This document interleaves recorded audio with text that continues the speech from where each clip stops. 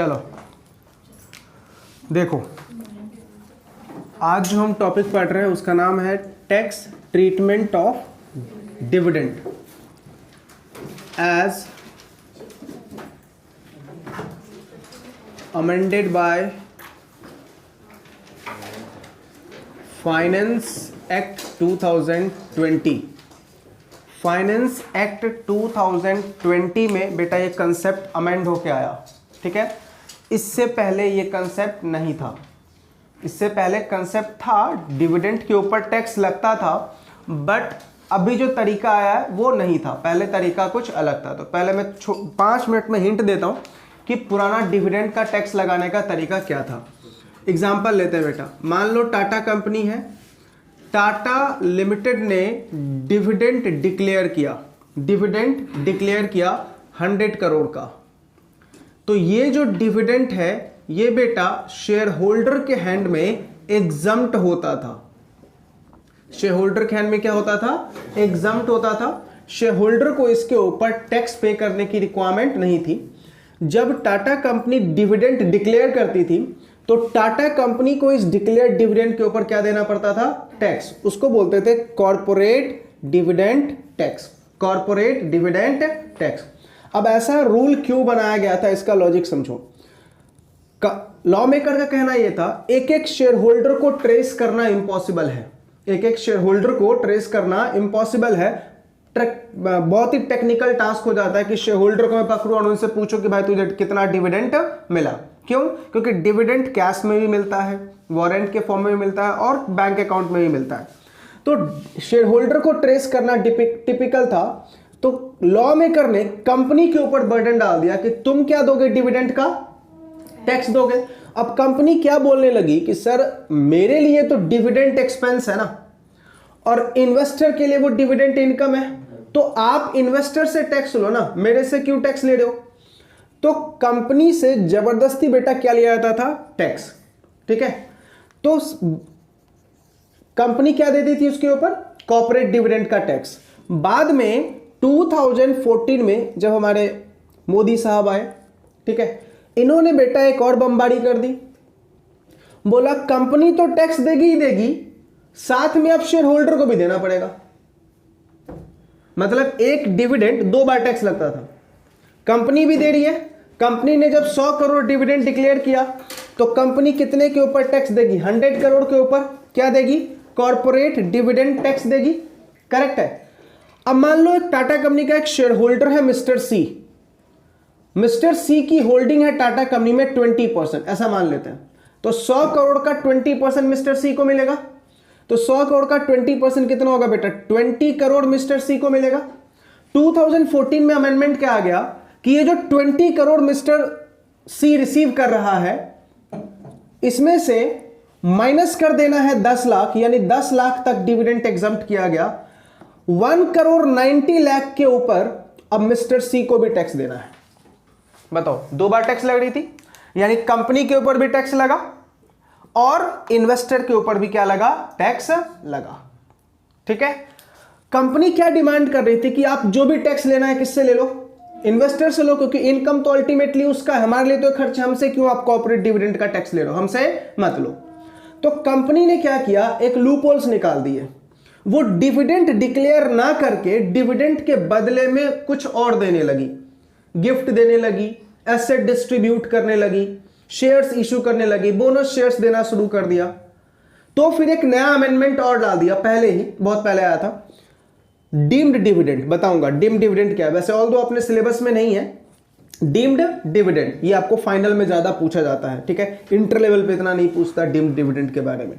तो deemed dividend का concept आ गया। मतलब क्या? तू जो भी देगा ना वो सब क्या मान लेंगे हम? डिविडेंड। तो कंसेप्ट क्या लाया इन्होंने?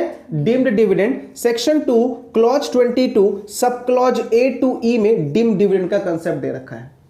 समझ में आ गया? तो इसका मतलब हुआ कि कंपनी जो भी देती थी डिविडेंड के बदले में उसको हम क्या मान लेते थे? डिविडेंड। तो कंपनी के ऊपर डिविडेंड का टैक्स पक्का लगता था और शेयर होल्डर के ऊपर भी क्या लगना शुरू हो गया? टैक्स लगना शुरू हो गया। अल्टीमेटली फाइनेंस एक्ट 2020 में अमेंडमेंट क्या आ गया कि अब डिविडेंड का टैक्स ओनली शेयर होल्डर के हैंड में लगेगा। कंपनी को अब डिविडेंड का टैक्स नहीं देना है। तो हम जो पढ़ने वाले हैं वो पूरा कौन सा पढ़ने वाले हैं? अमेंडेड वाला। पुराना समझ में आया? पुराना लॉ क्या था? अब आते हैं बेटा अमेंडमेंट की बात करते हैं। अमेंडमेंट क्या है और कैसे डिविडेंड का टैक्स लगेगा। आज के दिन लॉ मेकर क्या बोल रहा है, एक एक वर्ड फोकस करना। डिविडेंड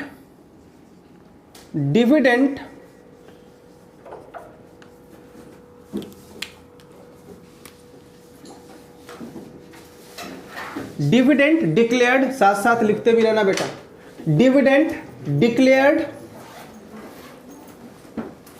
डिस्ट्रीब्यूटेड और पेड। 3 वर्ड मैंने लिखे हैं। क्या लिखा है मैंने? डिविडेंड डिक्लेयर्ड, डिस्ट्रीब्यूटेड और पेड। अगर आपका डिविडेंड डिक्लेयर्ड है, अगर आपका डिविडेंड डिस्ट्रीब्यूटेड है, अगर आपका डिविडेंड क्या है बेटा? पेड है। अब आप बोलोगे Amit sir what is the meaning of declared, what is the meaning of distributed and what is the meaning of paid? Dividend declared का मतलब है बेटा फाइनल डिविडेंड। क्या है? फाइनल डिविडेंड का मतलब होता है एक ऐसा डिविडेंड जो कंपनी के एजीएम में डिक्लेयर की गई है। कहां पे डिक्लेयर की गई है बेटा? एजीएम में। अगर कोई डिविडेंड एजीएम में दी जाती है, एनुअल जनरल मीटिंग में, एजीएम का फुल फॉर्म क्या है? Annual general meeting. हर एक कंपनी का बेटा 30 सितंबर, हर एक साल के 30 सितंबर तक एजीएम हो जाना चाहिए। कौन सा मैंने डेट बोला? 30 सितंबर तक एजीएम हो जाना चाहिए। तो अगर एजीएम में आपको डिविडेंड डिक्लेयर किया जा रहा है तो उसको हम क्या बोलते हैं बेटा? It's a final dividend. Correct है। अगर आपको पेड का मतलब क्या है? इंटरिम। पेड का मतलब क्या है बेटा? Interim dividend. अब पूछोगे सर इंटरिम डिविडेंड क्या होता है? तो ऐसा डिविडेंड जो बिटवीन 2 एजीएम दिया जाता है, बिटवीन 2 एजीएम, 2 एजीएम के बीच में दिया जाएगा, उसको हम क्या बोलते हैं? Interim dividend. उसको क्या बोलते हैं बेटा? इंटरिम। एक मिनट, डिस्ट्रीब्यूटेड का मतलब है बेटा, डिस्ट्रीब्यूटेड का मतलब क्या है? Interim dividend. अब समझना, मैंने क्या बोला? Between 2 AGM. जैसे बताओ अभी साल कौन सा चल रहा है? 2021 चल रहा है, तो इसका डिविडेंड तो डिक्लेयर हो चुका। क्यों? मैंने क्या बोला? हर एक साल के 30 सितंबर को होता है, तो 30 सितंबर 2021 को डिविडेंड डिक्लेयर हो चुका है ना। अब बेटा इसके बाद साल कौन सा आएगा? 2022। तो अब इसमें डिविडेंड कब डिक्लेयर होगा? अगेन 30 सितंबर 2022 को डिक्लेयर होगा। अगर 30 सितंबर 2022 को जो डिक्लेयर हो रहा है उसको हम क्या बोलेंगे? Final dividend. लेकिन बेटा इसके बीच में गैप है या नहीं है? है ना। अगर मान लो 15 अप्रैल 2022 को डिविडेंड दिया गया, इसको हम क्या बोलेंगे? It's a interim dividend. क्यों? क्योंकि 2 एजीएम के बीच में ये डिविडेंड दिया गया। समझ में आ गया? तो इंटरिम डिविडेंड कब दी जाती है? 2 एजीएम के बीच में। इसको हम क्या बोलते हैं? डिस्ट्रीब्यूटेड। और पेड का मतलब होता है बेटा deemed dividend. Deemed dividend, deemed dividend का सेक्शन है section 2 clause 22 sub clause A to E, sub clause A to ई। आ रही है बातें समझ में? तो लॉ मेकर क्या बोल रहा है? डिविडेंड या डिक्लेयर्ड हो या डिस्ट्रीब्यूटेड हो या पेड हो, उसके ऊपर कौन टैक्स पे करेगा? Share holder is liable to pay tax. ठीक है, कौन टैक्स पे करेगा बेटा? Share holder is liable to pay tax. कौन टैक्स पे करेगा बेटा? शेयर होल्डर टैक्स पे करेगा। कौन टैक्स पे करेगा? शेयर होल्डर टैक्स पे करेगा। दोबारा बोल रहा हूं, डिविडेंड डिक्लेयर किया गया, डिस्ट्रीब्यूट किया गया या पेड किया गया बाय द कंपनी, किसको? शेयर होल्डर को। तो शेयर होल्डर उसके ऊपर क्या पे करेगा? टैक्स। कहां टैक्स पे करेगा? हमेशा याद रखना, under the head income from other source. Dividend इसी हेड में ऑलवेज टैक्सेबल होती है। कौन से हेड में? Income from other source. ये कौन सा हेड होता है? ऐसा हेड जो पहले की 4 हेड में कवर नहीं होता। जो भी इनकम पहले की 4 हेड कौन कौन सी है? House property, salary, business, capital gain. अगर 4 हेड में आपकी इनकम टैक्सेबल नहीं है तो सीधा कहां टैक्सेबल होगा? अदर सोर्स में। तो डिविडेंड की इनकम ऑलवेज कहां टैक्सेबल होगी बेटा? अदर सोर्स में। अब ध्यान से सुनना, चाहे तुमने शेयर्स को खरीदा है एज अ कैपिटल एसेट या फिर तुम्हारा शेयर्स स्टॉक इन ट्रेड वाला क्यों ना हो। फॉर एग्जाम्पल मैं शेयर्स होल्ड करने के लिए खरीदा हूं, तो मेरे लिए शेयर्स क्या है, कैपिटल एसेट है, मेरे लिए शेयर्स क्या है, कैपिटल एसेट है। लेकिन एक बात मुझे बताओ, शेर खां जो है उसके लिए शेयर्स क्या हो गया, स्टॉक इन ट्रेड, क्योंकि वो उसका शेयर्स में क्या है बेटा, ट्रेडिंग है। शेर खान ब्रोकर है ना, पता है ना आपको, तो उसके लिए स्टॉक इन ट्रेड हो गया ना वो। तो लॉ मेकर क्या बोल रहा है, तू शेयर्स या तो कैपिटल एसेट के तरह होल्ड कर या उसको तू स्टॉक इन तरह होल्ड कर, ऑलवेज टैक्सेबल कहां होगा बेटा, अदर सोर्स में, अदर सोर्स में। क्यों, अब बच्चों के माइंड में कंफ्यूजन आ जाता है कि सर स्टॉक इन ट्रेड तो बिजनेस के हेड में टैक्सेबल होनी चाहिए। नहीं, लॉ मेकर क्या बोलता है, डिविडेंड किसी भी फॉर्म में तुमने होल्ड कर रखा हो, ऑलवेज कहां टैक्सेबल होगा, इनकम फ्रॉम अदर सोर्स। याद रहेगा, इनकम फ्रॉम अदर सोर्स। तो हमने क्या बोला, डिविडेंड डिस्ट्रीब्यूटेड, डिक्लेयर्ड और पेड। डिक्लेयर्ड का मतलब फाइनल डिविडेंड, डिस्ट्रीब्यूटेड का मतलब इंटरिम डिविडेंड, और पेड का मतलब डिम डिविडेंड। इन तीनों में से किसी भी टाइप का डिविडेंड हो, ऑलवेज किसके हैंड में टैक्सेबल होगा, शेयर होल्डर के हैंड में टैक्सेबल होगा। कौन से हेड में टैक्सेबल होगा, under the head other source, under the head other source. ठीक है, अब ध्यान से, सर मैंने क्या लिखा है यहां पे, dividend declared, dividend declared, distributed और पेड। सर कौन करता है डिक्लेयर, कौन डिस्ट्रीब्यूट करेगा, तो बोला कंपनी। कौन करेगा, कंपनी। अब ध्यान से बेटा, यहां पे मैंने वर्ड सिर्फ क्या लिखा है तेरा, कंपनी। क्या मैंने ये बोला किस टाइप की कंपनी, नहीं ना। तो चाहे वो कंपनी इंडियन हो या फिरंगी हो, डोमेस्टिक कंपनी हो या फॉरेन कंपनी हो, जो भी कंपनी डिविडेंड डिस्ट्रीब्यूट करेगी उसका टैक्स ऑलवेज कौन पे करेगा, शेयर होल्डर। कंपनी को टैक्स पे करने की प्रोविजन नहीं है। वैसे भी 2020 से पहले भी प्रोविजन ये था कि डोमेस्टिक कंपनी का डिविडेंड अगर डिक्लेयर होता था तो कंपनी और शेयर होल्डर दोनों टैक्स पे करता था। लेकिन फॉरेन कंपनी का डिविडेंड अगर डिक्लेयर होता था तो वो ऑलवेज कौन पे करता था, शेयर होल्डर। तो फॉरेन कंपनी का तो आज भी शेयर होल्डर पे करेगा। बदलाव किधर आया कि डोमेस्टिक कंपनी अगर कोई डिविडेंड डिक्लेयर करेगी तो उसका भी आज के दिन टैक्स कौन पे करेगा, शेयर होल्डर टैक्स पे करेगा। अब आप पूछोगे सर कौन से रेट से शेयर होल्डर टैक्स पे करेगा, सर वो तो उसके नेचर के ऊपर डिपेंड करता है ना। अगर मैं इंडिविजुअल हूं तो स्लैब रेट से पे करूंगा, अगर पार्टनरशिप फर्म रिसीव कर रही है तो पार्टनरशिप फर्म के। अब एक बात बताओ, क्या पार्टनरशिप फर्म को डिविडेंड मिलेगा, क्या पार्टनरशिप फर्म किसी कंपनी के शेयर्स खरीद सकती है, नो। क्यों, क्योंकि partnership firm is not a person in the eyes of law. ठीक है, तो इसको कोई लॉ मत मान लेना, समझा। पार्टनरशिप फर्म को इन्वेस्टमेंट करना अलाउड ही नहीं होता है। क्यों, क्योंकि पार्टनरशिप फर्म अपने नाम से काम नहीं करती है। ठीक है, तो जस्ट मैंने एग्जांपल दिया कि पार्टनरशिप फर्म को अगर डिविडेंड मिला तो, वैसे उनका इन्वेस्टमेंट होता ही नहीं है तो डिविडेंड किस बात की। एक कंपनी अगर किसी कंपनी में इन्वेस्टमेंट कर सकती है, यस। अगर एक कंपनी दूसरे कंपनी में इन्वेस्टमेंट कर रही है, वहां से कोई डिविडेंड मिल रहा है तो कंपनी के लिए टैक्स रेट क्या हो जाएगा, 30%। क्योंकि कंपनी का नॉर्मली टैक्स रेट क्या है, 30%। आ रही है बातें समझ में, यहां तक कोई डाउट। तो हमने क्या पढ़ा अभी तक कि डिविडेंड जो भी चाहे डिक्लेयर्ड हो, डिस्ट्रीब्यूट हो या पेड हो। अब ये डिविडेंड चाहे इक्विटी शेयर्स पे मिले चाहे प्रेफरेंस शेयर्स पे मिले, किसी भी शेयर्स का डिविडेंड ऑलवेज टैक्सेबल होगा किसके हैंड में, शेयर होल्डर के हैंड में। इतनी बातें रट्टा हो गई, पक्का। हमने क्या पढ़ा, डिम्ड का मतलब, सॉरी डिक्लेयर्ड का मतलब फाइनल डिविडेंड, मतलब एजीएम में दी जा रही है। डिस्ट्रीब्यूटेड का मतलब इंटरिम डिविडेंड, मतलब 2 एजीएम के बीच में। और पेड का मतलब डीम्ड डिविडेंड, मतलब डिविडेंड के बदले में तूने जो भी दिया वो सब क्या मान लेंगे हम, डीम्ड डिविडेंड। करेक्ट है। कौन से सेक्शन में है, section 2 clause 22 sub clause A to E। कोई डाउट, चलिए। तो हमने क्या बोला, डिविडेंड डिक्लेयर्ड हो, डिस्ट्रीब्यूट हो या पेड हो, उसके ऊपर कौन टैक्स पे करेगा, शेयर होल्डर टैक्स पे करेगा। सर अब शेयर होल्डर जो टैक्स पे करेगा कैसे निकालेंगे, how to calculate the tax. ठीक है, तो ध्यान से परफॉर्मा देखना। सबसे पहले लॉ मेकर क्या बोलता है कि तू ये बता कि तुझे टोटल डिविडेंड कितना मिला। तो सीधा आप क्या लिखोगे, total dividend received, total dividend received.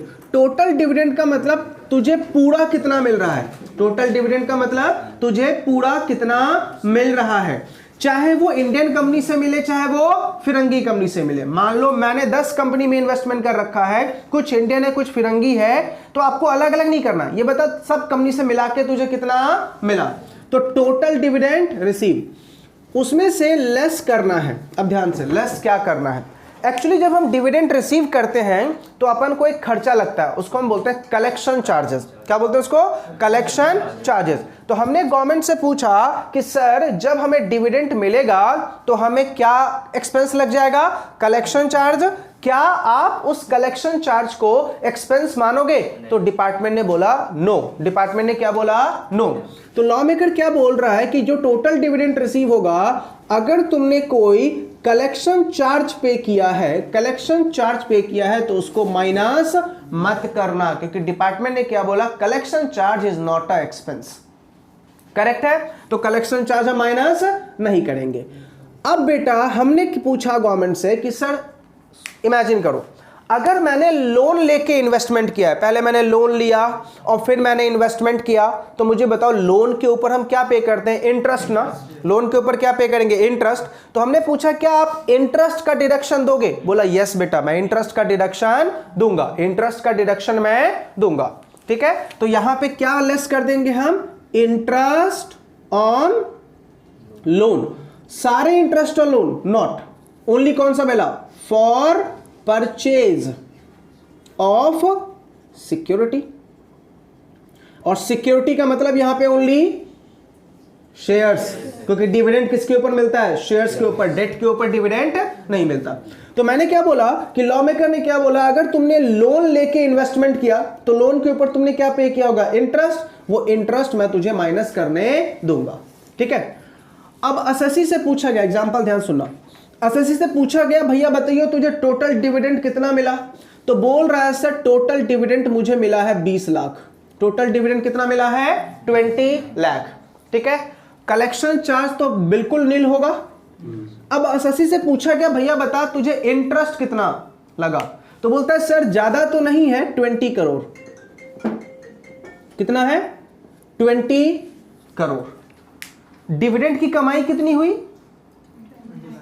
20 lakh. और इंटरेस्ट कितना है? 20 करोड़। आपको नहीं लगता कि सर ये इंसान तो मिनिस्ट्री ऑफ फाइनेंस को ही बोलेगा आप ही दे दो कुछ पैसे उधार, अपन वैसे ही बर्बाद है। 20 करोड़ का मेरा इंटरेस्ट है। मींस मैं समझाना क्या चाहता हूं बेटा, डिपार्टमेंट ने बोला है इंटरेस्ट माइनस होगा। अगर मान लो डिपार्टमेंट ने इंटरेस्ट के ऊपर राइडर ना लगाया होता, स्लैब नहीं लगाया होता, तो आप मुझे बताओ कितना भी इंटरेस्ट क्लेम कर लेते। और इंडिया इज ए जुगाड़ू कंट्री, तो अपन डम्मी बिल तो वैसे ही बना देते इंटरेस्ट का। डिपार्टमेंट को पता था कि हमने अगर बोल दिया इनको कि इंटरेस्ट ऑन लोन माइनस होगा तो ये कुछ भी दिखा देंगे, इसलिए डिपार्टमेंट ने बेटा लोन के इंटरेस्ट के ऊपर क्या लगा दिया? एक रिस्ट्रिक्शन लगा दिया। पता है कितना? ध्यान से देखना, एक्चुअल इंटरेस्ट तेरा बेटा कितना है? एक्चुअल इंटरेस्ट, और ध्यान से अब जो लिख रहा हूं ध्यान से देखना, एक्चुअल इंटरेस्ट को तू कंपेयर कर 20% of total dividend receive, TDR. TDR का फुल फॉर्म क्या है बेटा? Total dividend receive. यानी तू बता तूने एक्चुअल कितना में इंटरेस्ट पे किया और 20% इसका निकालो। 20% किसका निकालना है? इसका। अब इन दोनों को बेटा कंपेयर कर, विच एवर इज लेस। तो यहां से आपका कितना माइनस हो जाएगा बेटा? लेस वाला।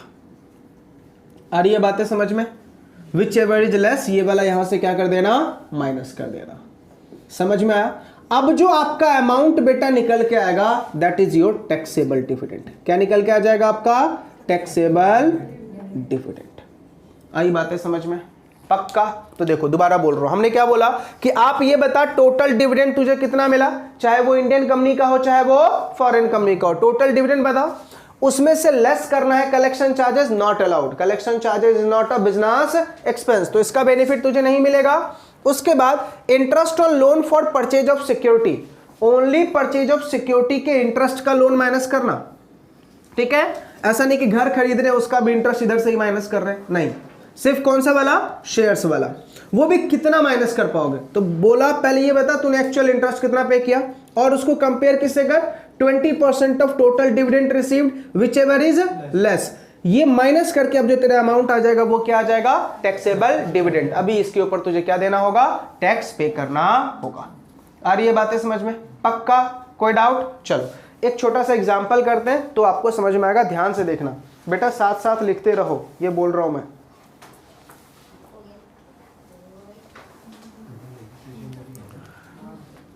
ये सबने नोट कर लिया, रफ करूं?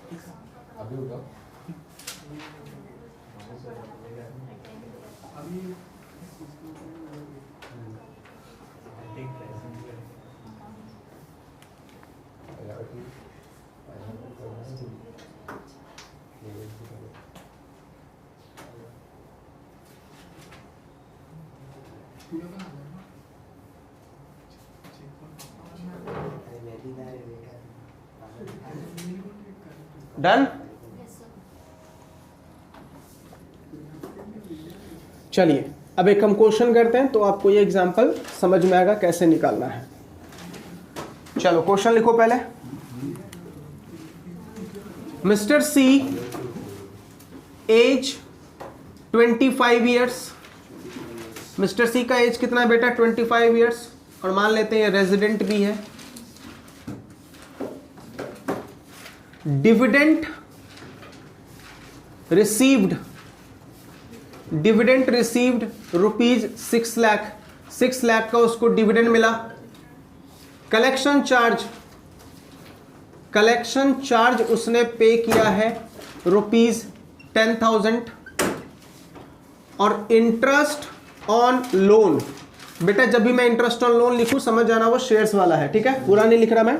Interest on loan 1,80,000। Interest on loan 1,80,000। आपको पूछ रहा है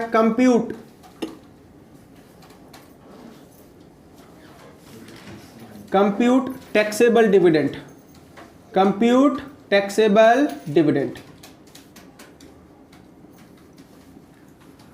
ठीक है, इंटरेस्ट ऑन लोन है 1,80,000, collection charge 10,000। Interest on loan बेटा 1,80,000, कलेक्शन चार्ज 10,000। चलिए सॉल्यूशन देखो, हमने क्या बोला?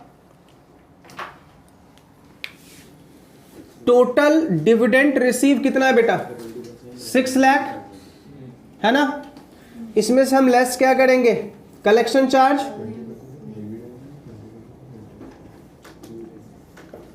नील होगा। अब इसमें से आप लेस क्या करोगे? Interest on loan. तो हम क्या कितना माइनस करते हैं? इंटरेस्ट ऑन लोन फॉर्मूला क्या है? एक्चुअल इंटरेस्ट हमारा है 1,80,000 और इसको अपन कंपेयर किससे करते हैं? 20% ऑफ टोटल डिविडेंड रिसीव। तो हमारा टोटल डिविडेंड रिसीव 6 लाख है। 6 लाख का 20% कितना होगा? 1,20,000। तो हमारा फॉर्मूला क्या था? Which ever is less. तो यहां से माइनस कितना करेंगे? 1,20,000। तो हमारा टैक्सेबल डिविडेंड कितना आ जाएगा बेटा? 4,80,000। इसके ऊपर हमें क्या देना पड़ेगा? टैक्स। शांत हो जा नलाइको।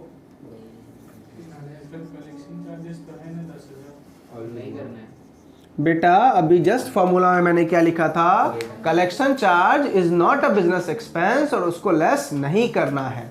ठीक है, तो कलेक्शन चार्ज हमने नील दिखा दिया। सिर्फ क्या माइनस करेंगे? इंटरेस्ट ऑन लोन, वो भी कितना? एक्चुअल इंटरेस्ट को कंपेयर करना है 20% ऑफ टोटल डिविडेंड रिसीव से। जो दोनों में से लेस होगा वो क्या कर देंगे बेटा? माइनस कर देंगे। समझ में आ गया? Very simple. ऐसे ही क्वेश्चन आएंगे एग्जाम में छोटे छोटे। अभी तो ये शुरुआत है बेटा, अभी अपन खेल रहे हैं सिर्फ 2020। ठीक है, अभी आएंगे 50-50, फिर टेस्ट मैच भी चलेगा। समझा? अभी तो जस्ट वार्म अप करवा रहा हूं। क्या नहीं, मेरे में ड्रॉ होता ही नहीं है। अपन यहाँ पे या तो जीतेंगे या तो हारेंगे, नहीं हारने की तो सवाल ही नहीं आती। ये गेम ही ऐसा जहाँ पे सिर्फ जीतेंगे।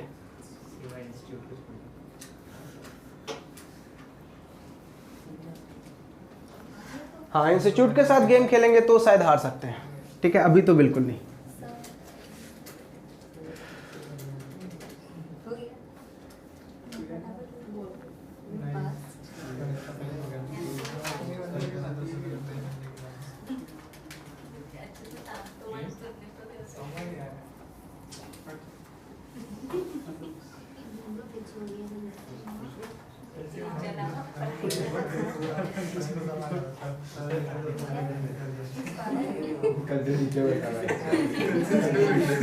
डन।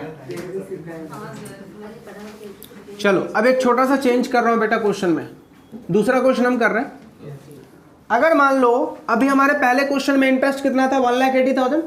अगर मान लो तुम्हारा इंटरेस्ट सिर्फ 50,000 होता तो क्या आंसर होता? सिर्फ 50।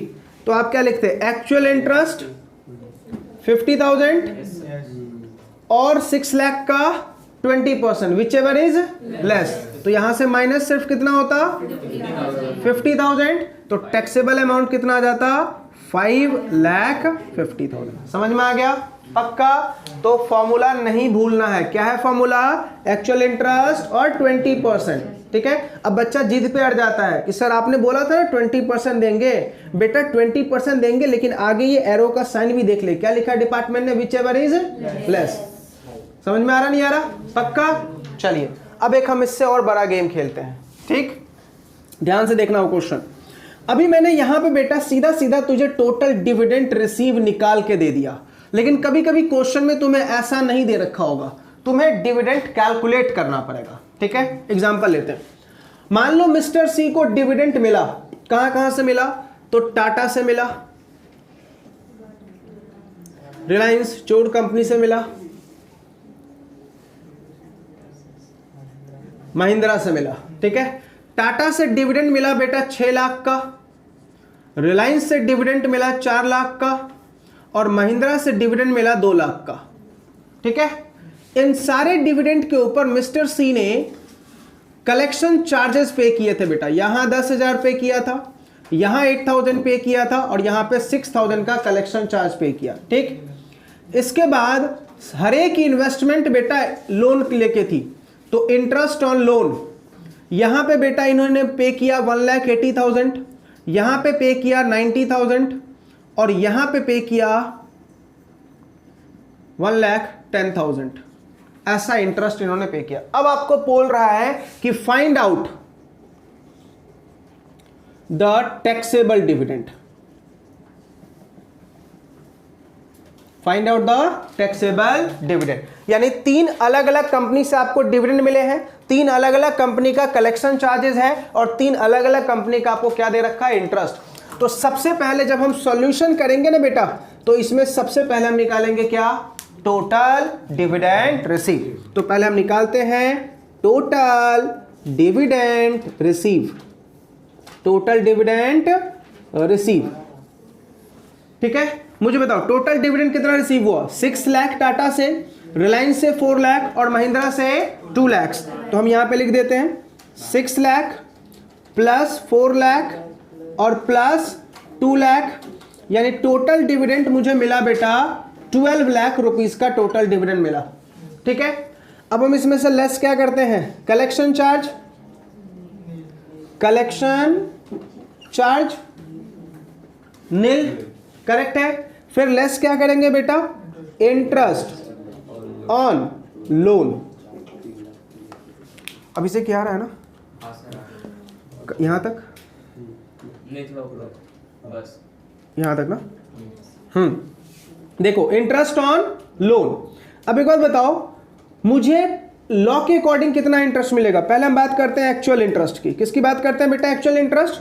और दूसरा कितना है? 20% ऑफ टोटल डिविडेंड रिसीव। ध्यान से, अपने पास टोटल डिविडेंड कितना है बेटा? 12 लाख। इसका 20% कितना आएगा? 2,40,000। ठीक है, अब मुझे बताओ मेरा एक्चुअल इंटरेस्ट कितना है? ये सारे इंटरेस्ट को ऐड कर दो, ठीक है, और ये कितना हो गया बेटा 3,80,000, 3,80,000। सारे इंटरेस्ट को ऐड कर देना है, समझ में आया मैंने, क्योंकि आपको क्या बोला, एक्चुअल इंटरेस्ट और 20%, सारे इंटरेस्ट को ऐड कर दीजिए। अभी दोनों में से विच एवर इज लेस, तो लेस कितना हो गया 2,40,000, ये माइनस कर दीजिए और आपका टैक्सेबल डिविडेंड कितना आ जाएगा बेटा 9,60,000 इज योर टैक्सेबल डिविडेंड। समझ में आया नहीं आया? बच्चा पता है एग्जाम में गलती क्या करता है, बच्चा क्या करता है, हर एक का कैलकुलेशन अलग अलग। कैसे, यहां पे वो टोटल डिविडेंड 12 लाख लिखेगा, लेकिन इंटरेस्ट के कॉलम में पता नहीं अपनी दिमाग थोड़ा ज्यादा लगा देता है। अब इंटरेस्ट में वो नालायक क्या करेगा, पहले 1 लाख लिखेगा और 6 लाख का 20% उसका अलग, विच एवर इज लेस, फिर 90,000 और 4 लाख का 20% विच एवर इज लेस। मतलब मिनिस्ट्री ऑफ फाइनेंस से भी ज्यादा हम सोचते हैं, वो बोल रहा है कुछ और हम कर रहे हैं कुछ और। समझा, ये गलती आपको नहीं करनी है। टोटल इंटरेस्ट और टोटल डिविडेंड, टोटल इंटरेस्ट और total dividend which ever is less, dividend का कितना ओनली 20%। आई बातें समझ में? अभी देखो एक क्वेश्चन और दूंगा, पक्का उसमें तुम्हारे तोते उड़ेंगे, जल्दी से नोट करो।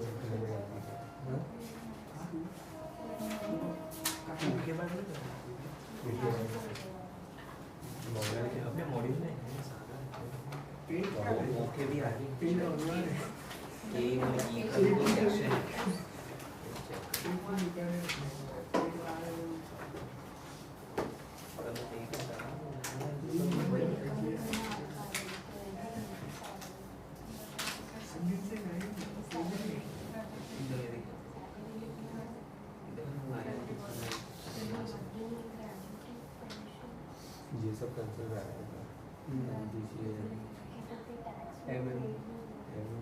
हो गया, ये देखो 96 हाँ यही तो है 96 ABC 195 तक ही आ रहा है। सर 196 से कुछ नहीं होता।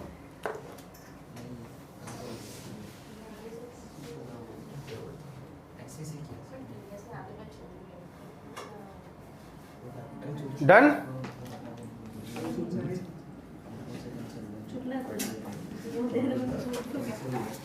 चलो अब नेक्स्ट क्वेश्चन देखो बेटा, इसी क्वेश्चन में बदलाव कर रहा हूं।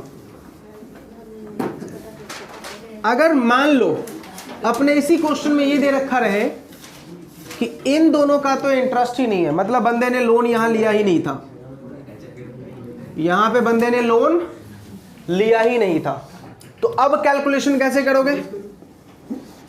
टोटल डिविडेंड रिसीव अपना 12 लाख, समझ में आ रहा? यहां पे दोनों पे इंटरेस्ट नहीं है, टोटल डिविडेंड रिसीव 12 लाख। अब लेस क्या करोगे बेटा? कलेक्शन चार्ज नील होगा, ठीक है। अब लेस क्या करोगे? Interest on loan. अब ध्यान से, यहां पे बच्चा गलती क्या करता है, इंटरेस्ट ऑन लोन का फॉर्मूला वो सही लिखेगा एक्चुअल इंटरेस्ट, करेक्ट है, और 20% ऑफ टोटल डिविडेंड रिसीव, ऐसा वो लिखेगा। अब एक्चुअल इंटरेस्ट में सिर्फ इसका इंटरेस्ट अपन को दे रखा है 1,80,000, ठीक है। वो गलती कहां करता है? यहां पे टोटल डिविडेंड रिसीव का 20% ना, अब वो अपना दिमाग और ज्यादा लगाता है, वो ये बोलता है कि रिलायंस और महिंद्रा में तो अपन को क्या नहीं मिला, इंटरेस्ट था ही नहीं, तो वो क्या करेगा, टोटल डिविडेंड में सिर्फ टाटा का लिखेगा, 6 लाख का 20%। आपको ये गंदी हरकत नहीं करनी है। टोटल डिविडेंड तो बेटा 12 लाख है, इसका 20%। समझ में आ रहा नहीं आ रहा? और इतना तो कंफर्म गारंटी है बेटा, अगर ये क्वेश्चन में डील नहीं करता ना, तुरंत आपको बनाने के लिए देता 100% गारंटी है कि आप 6 लाख का ही 20% निकालते। क्यों? क्योंकि यहां दोनों पे क्या नहीं था, इंटरेस्ट बिल्कुल नहीं था। आ रही है बातें समझ में? आपको ये गलती नहीं करनी है। इंटरेस्ट किसका निकलेगा बेटा?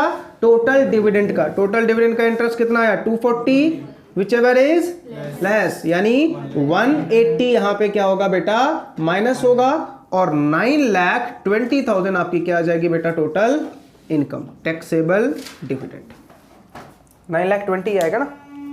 नहीं, 10,20,000। समझ में आ गया? पक्का क्लियर है? आगे चलूं? समझ में आ गया? 3 क्वेश्चन मैंने करवाए अलग अलग पैटर्न के। अब इसमें हम एक चीज अमेंडमेंट और आ गया। अमेंडमेंट ध्यान से सुनना, क्या अमेंडमेंट आया। एक बात मुझे बताओ, गवर्नमेंट ने जब ये सेक्शन बना दिया ना, क्या बोला कि डिविडेंड के ऊपर टैक्स कौन पे करेगा? Share holder. पहले फिलॉसफी क्या थी कि हम शेयर होल्डर को ट्रेस नहीं कर पाएंगे, इसलिए फिलॉसफी क्या बनाई थी कि डिविडेंड का टैक्स कंपनी से ही वसूल कर लो। लेकिन अभी क्या बोल रहा है? नहीं, कंपनी के लिए क्या हो गया? ये बर्डन हो गया। कंपनी के लिए क्या हो गया? बर्डन हो गया। तो टैक्स कौन देगा? शेयर होल्डर ही देगा। आप मुझे बताओ, आपके अकाउंट में डिविडेंड का पैसा आएगा, टैक्स दोगे? देने का थोड़ी मन करेगा भाई। देंगे हम क्या टैक्स? बिल्कुल भी ना दे हम टैक्स। अगेन सिचुएशन बेटा पुराना वाला आ गया। सिचुएशन पुराना वाला आ गया। तो अब एक सेक्शन बेटा ऑलरेडी पहले से वो सेक्शन था, उस सेक्शन का नाम है सेक्शन नंबर 194। क्या नाम है बेटा? 194। अब 194 में हम पढ़ क्या रहे हैं समझना। अब जो मैं आपको बात बताने जा रहा हूं वो है बेटा टीडीएस। डिविडेंड के ऊपर मैं आपको टीडीएस का कंसेप्ट समझा रहा हूं। किसका? टीडीएस का। तो अब हम कंसेप्ट समझ रहे हैं, टीडीएस ऑन डिविडेंड। ठीक है, जितना वर्ड बोल रहा हूं उतना ही माइंड में फिट करो, उससे ज्यादा R&D नहीं करना है, समझा? टीडीएस के डिविडेंड के ऊपर टीडीएस लगाने के बेटा 2 सेक्शंस हैं। एक सेक्शन है 194 और एक सेक्शन है बेटा 195। ठीक है, 195 सेक्शन हमारे सिलेबस में नहीं है, इंटर लेवल की बात कर रहा हूं, एग्जीक्यूटिव लेवल की बात कर रहा हूं। 195 हमारे में नहीं है। 195 अपन को पढ़ना पड़ता है फाइनल में। सर ऐसा क्या है 195 में और 194 में? 194 में टीडीएस तब कटता है जब dividend received by resident. Dividend कौन रिसीव कर रहा है? रेजिडेंट। और 195 में टीडीएस तब कटता है जब dividend received by non resident. समझ में आ रहा? 194 में टीडीएस कब कटेगा? जब डिविडेंड कौन रिसीव कर रहा है? रेजिडेंट। और 195 में टीडीएस कब कटेगा? जब डिविडेंड कौन रिसीव कर रहा है? Non resident. हमारे सिलेबस में बेटा फिरंगियों का टैक्स ट्रीटमेंट नहीं है, ये हम कहां सीखते हैं? फाइनल में। ठीक है, तो मैं इसका जिक्र तो बिल्कुल नहीं करने वाला। ठीक है, क्या होगा नहीं पढ़ेंगे। अपन को मेन क्या पढ़ना है? Section number 194। टीडीएस कौन काटेगा बेटा? टीडीएस अगर डिविडेंड आपको मिल रहा है और आप रेजिडेंट हो तो टीडीएस कंपनी काट के आपको देगी। ठीक है, बर्डन किसके ऊपर लगा दिया? कंपनी के ऊपर, कि भाई इनको जब डिविडेंड का पैसा मिल जाएगा तो ये नालायक तो खर्च कर देंगे। और खर्च कर देंगे, जब हम इनसे जाएंगे कि भाई डिविडेंड का टैक्स दे दो, तो क्या बोलेंगे? सर पैसे ही नहीं है, टैक्स कहां से दूं मैं? ठीक है, तो इनके कमाने के टाइम में ही क्या लगा दो? टैक्स। कमाने के टाइम में ही क्या लगा दो? टैक्स। तो हमने क्या बोला कि हम कमाने के टाइम में ही क्या लगा देंगे? टैक्स लगा देंगे। तो अब टीडीएस कौन काटेगा बेटा? कंपनी। कौन काटेगा? कंपनी। समझ में आ रहा? लेकिन याद रखना 194 तभी लगाना जब डिविडेंड कौन रिसीव कर रहा है?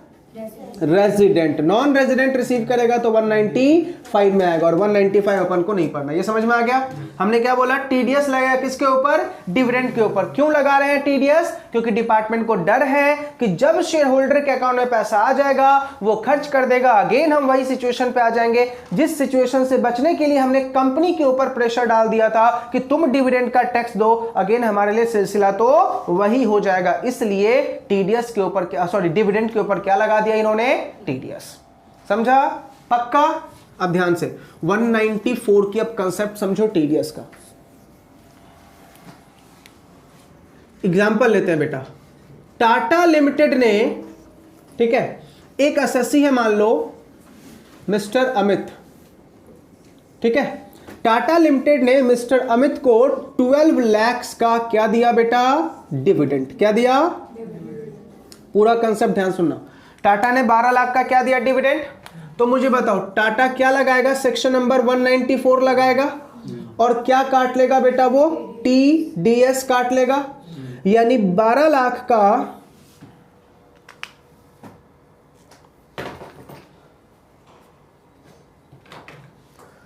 12 लाख का TDS। अब ध्यान से 194 में बेटा TDS का रेट है कितना?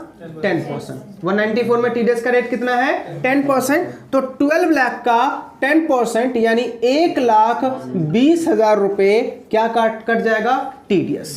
ठीक है। अब मुझे बताओ 12 लाख में से 1,20,000 TDS कट जाएगा तो इसको नेट अमाउंट कितना मिलेगा? 10,80 ना? 10,80,000 इसको नेट अमाउंट मिलेगा। तो मिस्टर अमित क्या बोलेगा कि मुझे नेट डिविडेंड रिसीव कितना हुआ? 10,80,000। 10,80,000 करेक्ट है। मतलब गवर्नमेंट को इस 12 लाख के ऊपर टैक्स मिल गया। ठीक है, गवर्नमेंट फ्री ना। लेकिन अब मुझे बताओ मैं एक ऐसा एसएससी जिसके पास क्या ओनली डिविडेंड की इनकम है? नहीं, और भी इनकम हो सकती है। तो अब डिपार्टमेंट क्या बोल रहा है? मिस्टर अमित जब तू अपना ROI फाइल करेगा, अपना जब रिटर्न ऑफ इनकम देगा, तो अब तू अपने रिटर्न ऑफ इनकम में कैसे दिखाएगा? जैसे मान लो मैंने जब ROI फाइल किया तो मैंने बोला मेरे पास हाउस प्रॉपर्टी का भी इनकम है, मेरे पास बिजनेस का भी इनकम है, और ये डिविडेंड की इनकम मेरे लिए अदर सोर्स की इनकम हो गई। तो अब मैं क्या बोलूंगा? अदर सोर्स की इनकम मेरे पास है किसकी? Income from other source, dividend की। मान लेते हैं हाउस प्रॉपर्टी की इनकम 4 लाख है, बिजनेस की इनकम 6 लाख है। अदर सोर्स की इनकम मुझे यहां पे दिखानी है। आप बोलोगे सर क्यों दिखा रहे हो? ऑलरेडी टैक्स गया ना 10%, दिखाना क्यों है? बेटा अगर तू यहां पे नहीं दिखाएगा, देखो अगर मैं डिविडेंड की इनकम ना दिखाऊं तो 6 लाख और 4 लाख कितने हो गए? 10 लाख। 10 लाख तक मेरा टैक्स का स्लैब ओनली कितना होगा? 20%। 10 लाख के बाद ये तो 30% लगता है ना। तो अगर मैं इसमें डिविडेंड का इनकम ऐड कर दूं तो मैं 30 लाख के स्लैब में चला जाऊंगा। तो डिपार्टमेंट तो चाहेगी ना ऐसा करना कि भाई तू कहां तक पहुंच? 30 लाख तक, 30% के टैक्स स्लैब तक, ताकि मुझे ज्यादा से ज्यादा क्या मिले? टैक्स मिले। तो डिपार्टमेंट ने क्या बोला? नो डाउट तेरा TDS कट चुका है, लेकिन तुझे इनकम फ्रॉम अदर सोर्स में जब तू अपना रिटर्न फाइल करेगा उसमें बता डिविडेंड रिसीव तुझे कितना हुआ। ठीक है। अब आप क्या बोलोगे? Income from other source dividend receive कितना? 10,80,000 बोलोगे ना? 10,80,000 बिल्कुल रॉन्ग। डिपार्टमेंट क्या बोल रहा? भाई ये 10,80,000 तेरा नेट है, तो इसको ग्रॉस में कन्वर्ट कर। किस में कन्वर्ट कर?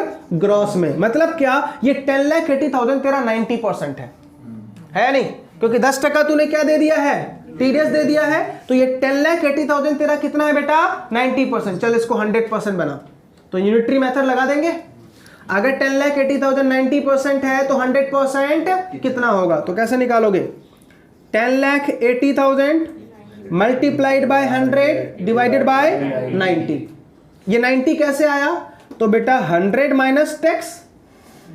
ठीक है। ग्रॉसअप करने का फॉर्मूला क्या है? नेट अमाउंट मल्टीप्लाइड बाय 100 और डिवाइडेड बाय 100 माइनस टैक्स। ये ग्रॉसअप करने का फॉर्मूला है। ये कोई फॉर्मूला नहीं है, ये यूनिटरी मेथड लगाया गया है कि बेटा जो तुझे अमाउंट रिसीव हुआ वो 90% है, तो 100% बता इसका कितना होगा? तो 100% बेटा कितना होगा? 12 लाख। समझ में आ गया? अब ध्यान से, एग्जाम में अगर तुम्हें ऐसा लिखा रहे कि मिस्टर अमित को डिविडेंड मिला 10,80,000 वो भी नेट, समझ जाना इसमें से TDS कटा हुआ है। तुझे ऑलवेज इसको क्या करना पड़ेगा? ग्रॉस। लेकिन कुछ भी नहीं लिखा हुआ है तो वो ग्रॉस है, कुछ भी नहीं लिखा हुआ है तो वो ग्रॉस है। सीधा सीधा इनकम दिखा देना, समझा? लेकिन जैसे ही नेट लिखा होगा तो उसको किस में कन्वर्ट करना पड़ेगा? ग्रॉस में। किस में कन्वर्ट करना पड़ेगा? ग्रॉस में। आ रही है बातें समझ में?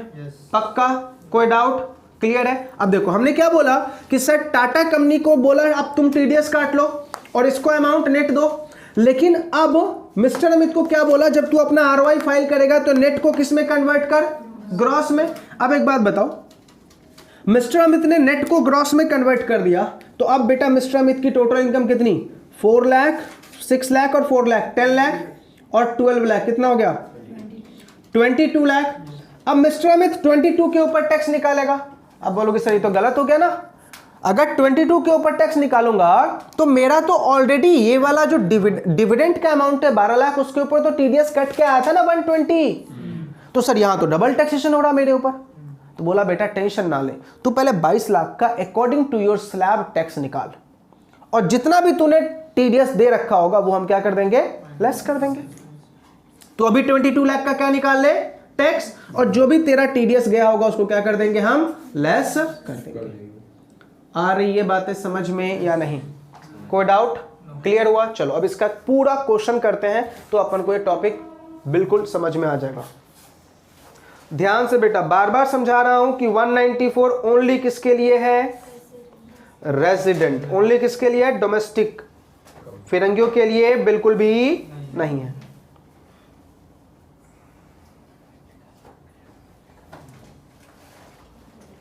चलो एक क्वेश्चन लिखते हैं और फिर हम इस पूरे क्वेश्चन को टीडीएस के कंसेप्ट पे सॉल्व करेंगे, ठीक है?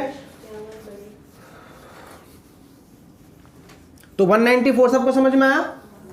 कंफ्यूज मत होना, ध्यान से क्वेश्चन देखो और साथ साथ लिखो न लाइको।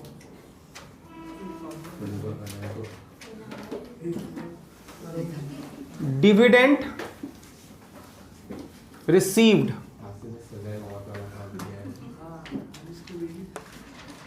Name of company, dividend receive name of company,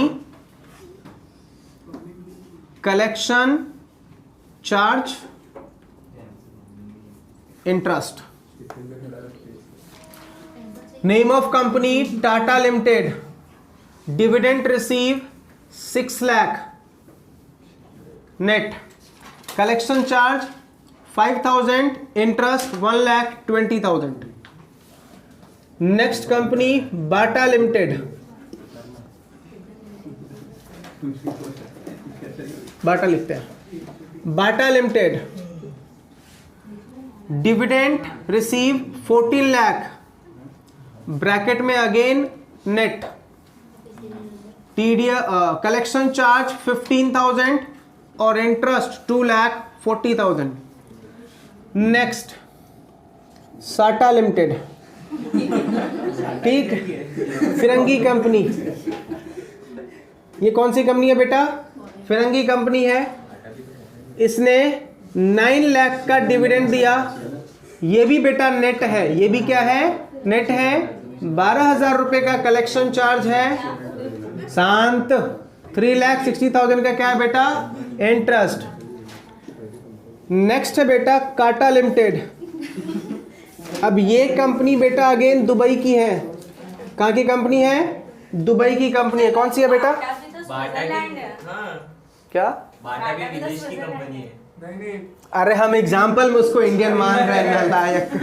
आज में इंडियन ही दे लो, आपने खरीद लिया। लो बेटा, भावनाओं के साथ खिलवाड़ नहीं, INDIAN Indian company, occupied by Tata. ठीक है।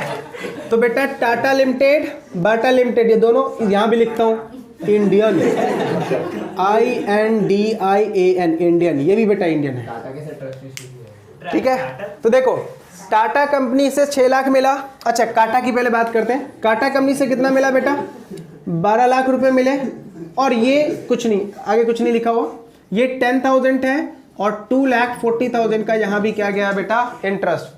आपको बोल रहा बस बेटा इतना छोटा सा क्वेश्चन है, बस क्या निकाल दो इसका, टोटल अमाउंट ऑफ डिविडेंड, यानी टैक्सेबल डिविडेंड कितना है, ठीक है। और मान लेते हैं सारे कारनामे पता है किसके साथ हुए हैं,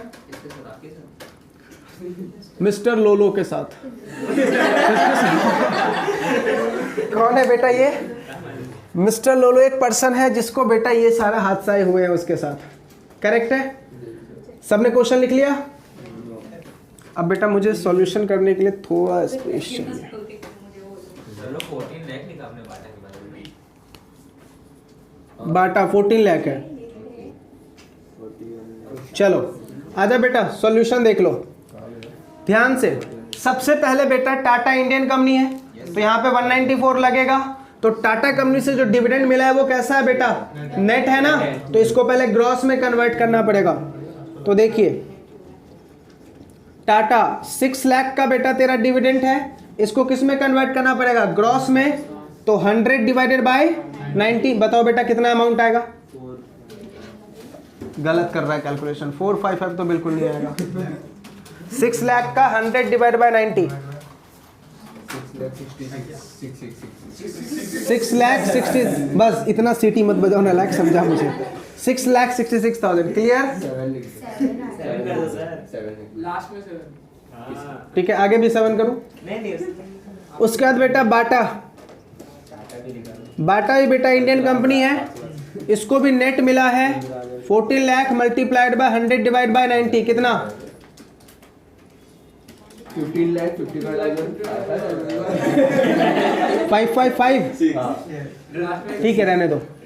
नेक्स्ट है बेटा साटा, साटा लिमिटेड से कितना मिला है, 9 लाख, इसको भी नेट कर देंगे। नेट करेंगे ना बेटा, नहीं करेंगे इसको नेट, कहाँ की कंपनी है ये, फिरंगी। सीधा सीधा साटा का यहाँ पे 9 लाख दिखा दियो। आ रही है बातें समझ में, क्वेश्चन क्यों बनाया मैंने, याद रखना एग्जामिनर जो है ना भावनाओं की छल्ली छल्ली करके रख देते हैं, तो अपन को उतना ट्रेंड होके जाना है।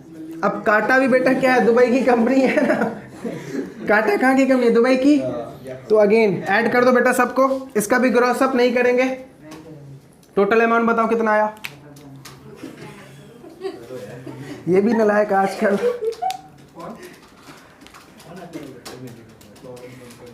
कितना है टोटल, 43 लाख 22,222। 43 लाख 222, 43 लाख 22,222। ये आपका क्या आ गया बेटा, टोटल डिविडेंड रिसीव। अब मुझे बताओ, मैं यहाँ पे लिख रहा हूँ बेटा, टोटल डिविडेंड रिसीव अपन ने कितना निकाल लिया, 43 लाख 22,222 निकाल दिया, करेक्ट है। अब इसमें से लेस क्या करेंगे, ओनली इंटरेस्ट, तो हम लेस कर देते हैं यहाँ से क्या बेटा, इंटरेस्ट ऑन लोन। फॉर्मूला क्या है, 43 लाख 22,222 का 20% और एक्चुअल इंटरेस्ट, एक्चुअल इंटरेस्ट बताओ कितना है, 960,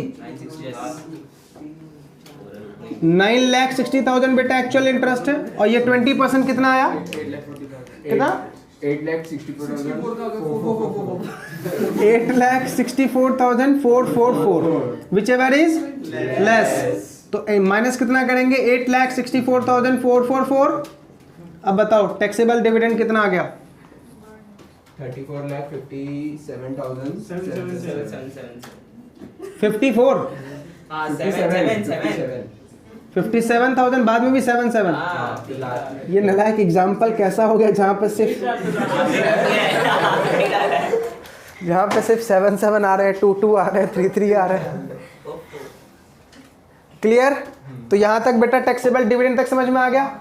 चलो पहले यहाँ तक नोट करो, फिर इसके बाद हम इसका टैक्स निकालेंगे। अरे भाई बर्बाद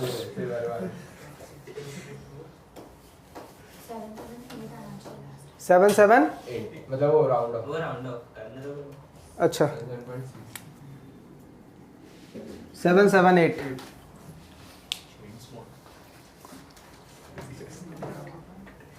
क्या हो गया, नहीं आएगा स्पॉन्सर।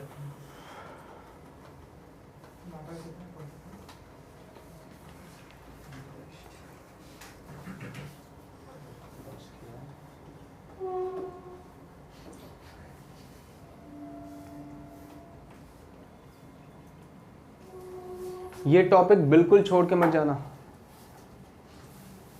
अमेंडेड टॉपिक है, अमेंडमेंट तो पूरा पढ़ के जाया करो, कब पूछ दे पता नहीं।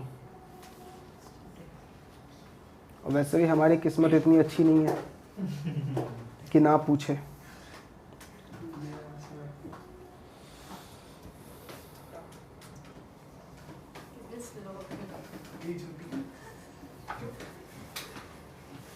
उसका नाम ही नालायक फेमस कर दिया। आपकी वजह से। क्या, मैं तो ऐसे ही बोल देता हूँ।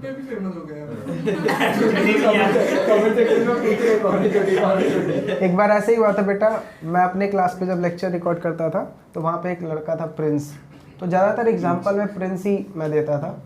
तो एक बच्चा सच्ची में यूट्यूब पे कमेंट करता है, सर प्रिंस तो फेमस हो गया। और एक बच्चा एक लड़की मैसेज करती, बेचारा प्रिंस, क्या होगा उसका।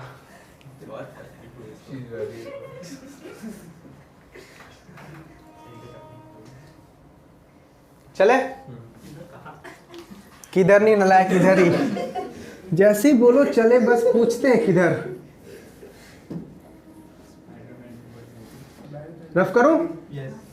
चलो अब अपन ने बेटा यहाँ पे मैं ये वाला फिगर नहीं मिटा रहा क्योंकि अपन टेक्स्ट निकाल के बताऊंगा और फिर पूरा कैलकुलेशन। अब ध्यान से बेटा कंसंट्रेशन। हमारे पास मुझे बताओ, अब मान लेते हैं इसके पास एक ही इनकम है सिर्फ डिविडेंड वाला, तो टोटल इनकम इसका कितना आया? 34,57,778। इनकम टैक्स डिपार्टमेंट बोलता है बेटा ऐसी चिंदीगिरी नहीं करने का, तो इसको कन्वर्ट कर, राउंड ऑफ कर। तो ये जो इनकम है ना बेटा, इसको हम राउंड ऑफ करेंगे। राउंड ऑफ अंडर सेक्शन होता है, ध्यान से 288A। राउंड ऑफ कहां पे होता है बेटा? Under section 288A। तो 288A में राउंड ऑफ कैसे करते हैं? लास्ट का फिगर क्या है बेटा? 5 से ज्यादा है ना, तो ये अमाउंट आ जाएगा 34,57,780। ठीक है, राउंड ऑफ कर दिया हमने नियरेस्ट मल्टीपल ऑफ 10 में। अब इसके ऊपर हम क्या निकालेंगे बेटा? टैक्स। अब लोलो का कोई एज तो नहीं दे रखा ना, तो बेटा हम क्या निकाल देंगे इसका? टैक्स। फर्स्ट 2,50,000 क्या होगा? नील। नेक्स्ट 2,50,000 के ऊपर 5%, दैट इज 12,500। नेक्स्ट 5 लाख के ऊपर 20%, दैट इज 1 लाख। आ गया। बैलेंस कितना बचा बेटा? 24,57,780 हुआ ना। 34 लाख में से 10 लाख हमने माइनस कर दिया, 24,57,780। बताओ इसका 30% कितना? 4। क्या बोला? 7,37,334। 334। मुझे लगा यहां भी तो कहीं पीछा नहीं छोड़ेगा। 438,948 ये है ना। 8,49,834 आ गया। ये आया ना, करेक्ट है? ये आ रहा है अभिषेक? हेल्थ एंड एजुकेशन से एट द रेट ऑफ 4%। बताओ कितना आया?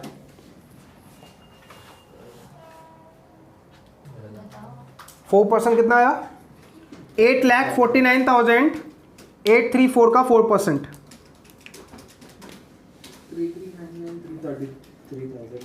33,993। ये एग्जाम्पल है कि पनौती है?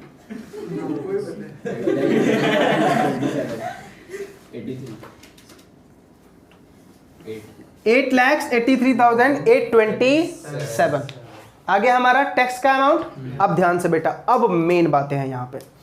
हमने यहां पे ये निकाल दिया कि हमारा टोटल टैक्स कितना आया। कितना आया बेटा? 8,83,827। ये हमारा टोटल टैक्स आया। अब बेटा ध्यान से, टाटा ने और बाटा ने टीडीएस काट रखा था, तो अब पता करते हैं टाटा और बाटा का टीडीएस कितना कटा था। ठीक है, एक बात मुझे बताओ, ये 90% है ना, तो इसका पहले 100% बताओ कितना होगा। अरे वो बता दो ना, इससे पहले अपन ने कैलकुलेशन क्या 10% करेंगे नालायक। नहीं दिया हुआ है ना, पहले से किया हुआ था ना। हाँ वो बताओ ना, टोटल अमाउंट कितना था टाटा का? 6,66,667 था। और इसका बताओ, इसका कितना था? इसका 15,05,555। 3 बार 5 और यही था। ध्यान से, इतना हमें मिला था, कट के इतना आया, तो मुझे बताओ डिविडेंड कितना, टैक्स कितना हो गया? 66,667। यही था ना, 66,667। तो यहां से आप बेटा लेस कर दोगे टीडीएस। कितना? 66,667 टाटा का है ना, और बाटा का कितना? 1,55,555। 1,55,555। ये लेस कर दो बेटा, बताओ कितना आया दोनों को ऐड करके?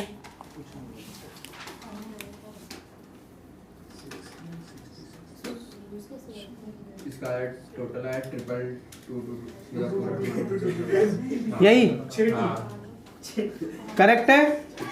चलो अब लेस करो बेटा इसमें से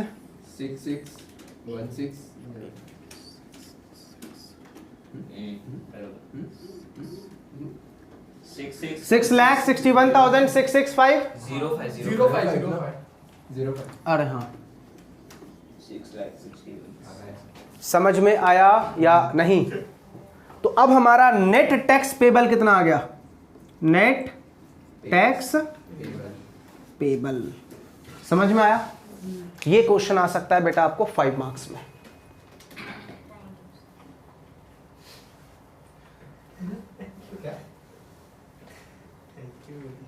टीडीएस का कंसेप्ट अभी क्लियर हुआ?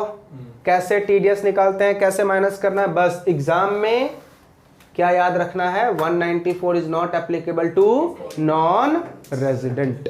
Sorry 194 is not applicable to non resident. पहले वही बोला तो 194 बेटा किसके ऊपर नहीं लगेगा? नॉन रेजिडेंट के ऊपर नहीं लगेगा। क्या बोल रहे हो? ये देखो बेटा ये है ना, ये 90% है ना, इसका हमने 100% कितना निकाला था? इसका मतलब 66,667 मेरा क्या था? टीडीएस था ना। ये 90% है, इसका 100% हमने क्या निकाला था? 15,55,555। तो इसका मतलब 1,55,000 मेरा क्या गया था? टीडीएस। इसलिए मैंने ये दोनों टीडीएस यहां से क्या कर दिया? माइनस कर दिया। आ गया समझ में? एकदम चिंदी टॉपिक है कुछ क्या? नहीं सर।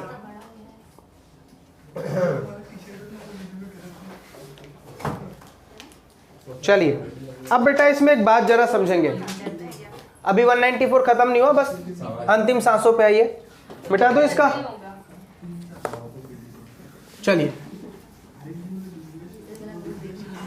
194 में आपको एक कंसेप्ट याद क्या रखना है, ध्यान से सुनना। सेक्शन नंबर 194 क्या बोल रहा है? टीडीएस नहीं लगेगा। TDS will not deducted. TDS बेटा नहीं लगेगा। कब? जब तुम्हारा टोटल डिविडेंड रिसीव जो है वो लेस देन और इक्वल्स टू 5,000 है। ठीक है। अब बच्चों को जैसे ये बोलो ना कि टीडीएस नहीं डिडक्ट होगा, पार्टी मना लेते हैं नालायक। बेटा मैं ये बोल रहा हूं टीडीएस नहीं कटेगा। टीडीएस कब कटता है? प्रीवियस ईयर में। मैंने ये तो नहीं बोला ना टैक्स नहीं लगेगा। Means what? कंपनी तेरा टीडीएस काट के नहीं देगी, तुझे अपना टैक्स खुद से भरना होगा। आ रही है बातें समझ में? दूसरा कंडीशन बेटा, ऐसा कंसेप्ट तब लगेगा जब इंडिविजुअल होगा। कौन होगा बेटा? इंडिविजुअल होगा। कौन होगा? इंडिविजुअल होगा। यानी दो जगह पे टीडीएस नहीं लगेगा। अगर तो तेरा टीडीएस का अमाउंट कितना है? 5,000 या उससे कम, और टीडीएस रिसीव कौन कर रहा है?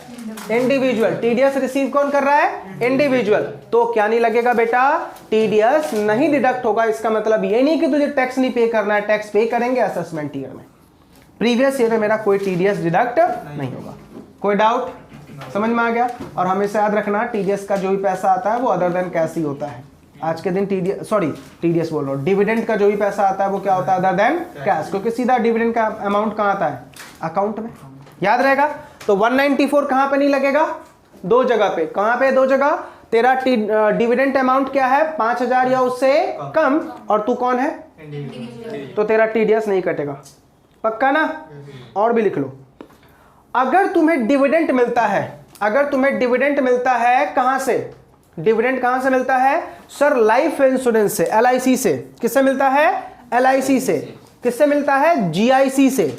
GIC general insurance corporation. किससे मिल रहा है बेटा डिविडेंड तुझे?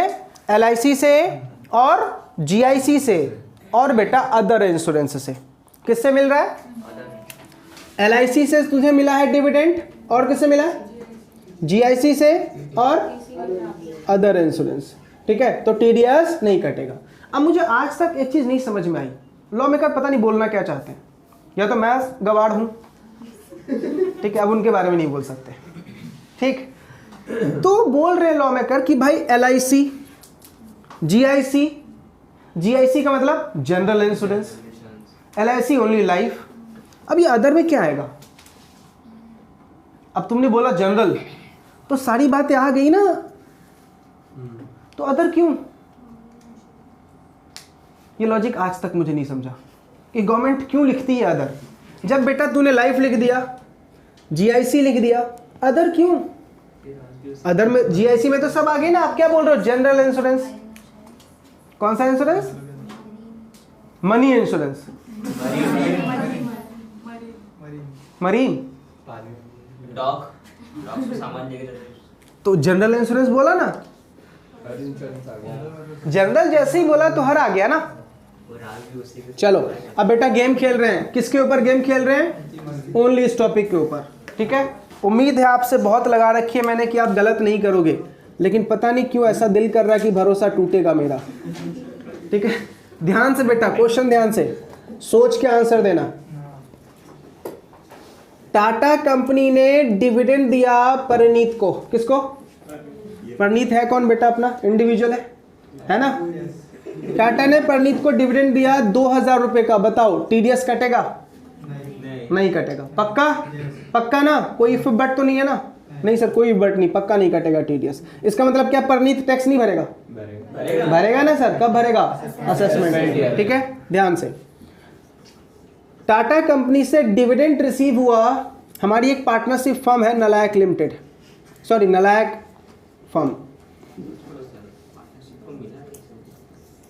ठीक है बेटा। एग्जाम्पल एग्जाम्पल है ये। रजिस्टर को पैसा गिराएंगे। एक नलायक फर्म है बेटा, उसको डिविडेंड मिला है कितना? 3000। टीडीएस नहीं कटेगा ना? नहीं कटेगा ना? वेरी गुड, नहीं कटेगा ना? वो नलायक, यहाँ क्या लिखा हुआ है? इंडिविजुअल। क्या लिखा हुआ है यहाँ पे? इंडिविजुअल। और ये नलायक इंडिविजुअल नहीं है। समझ में आ रहा नहीं आ रहा बेटा? मैंने जो टीडीएस इसका, ये जब मैं लेक्चर ले रहा था तो मैंने इसको ऑनलाइन लिया था, जूम पे जब बच्चों को पढ़ा रहा था तब। उन नलायकों से भी ऐसे ही क्वेश्चन पूछे, ऐसे ही गलत आंसर दिए।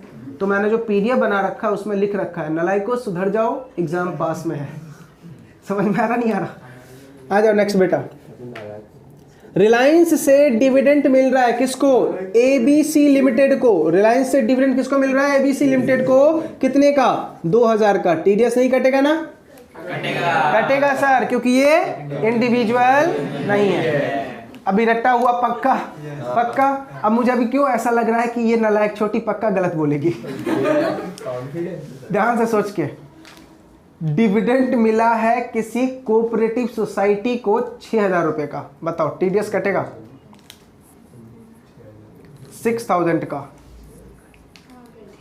पक्का। क्यों? 5000 से ज्यादा है सर। ये क्वेश्चन में तो कोई वैल्यू ही नहीं थी। क्या पूछा आपने?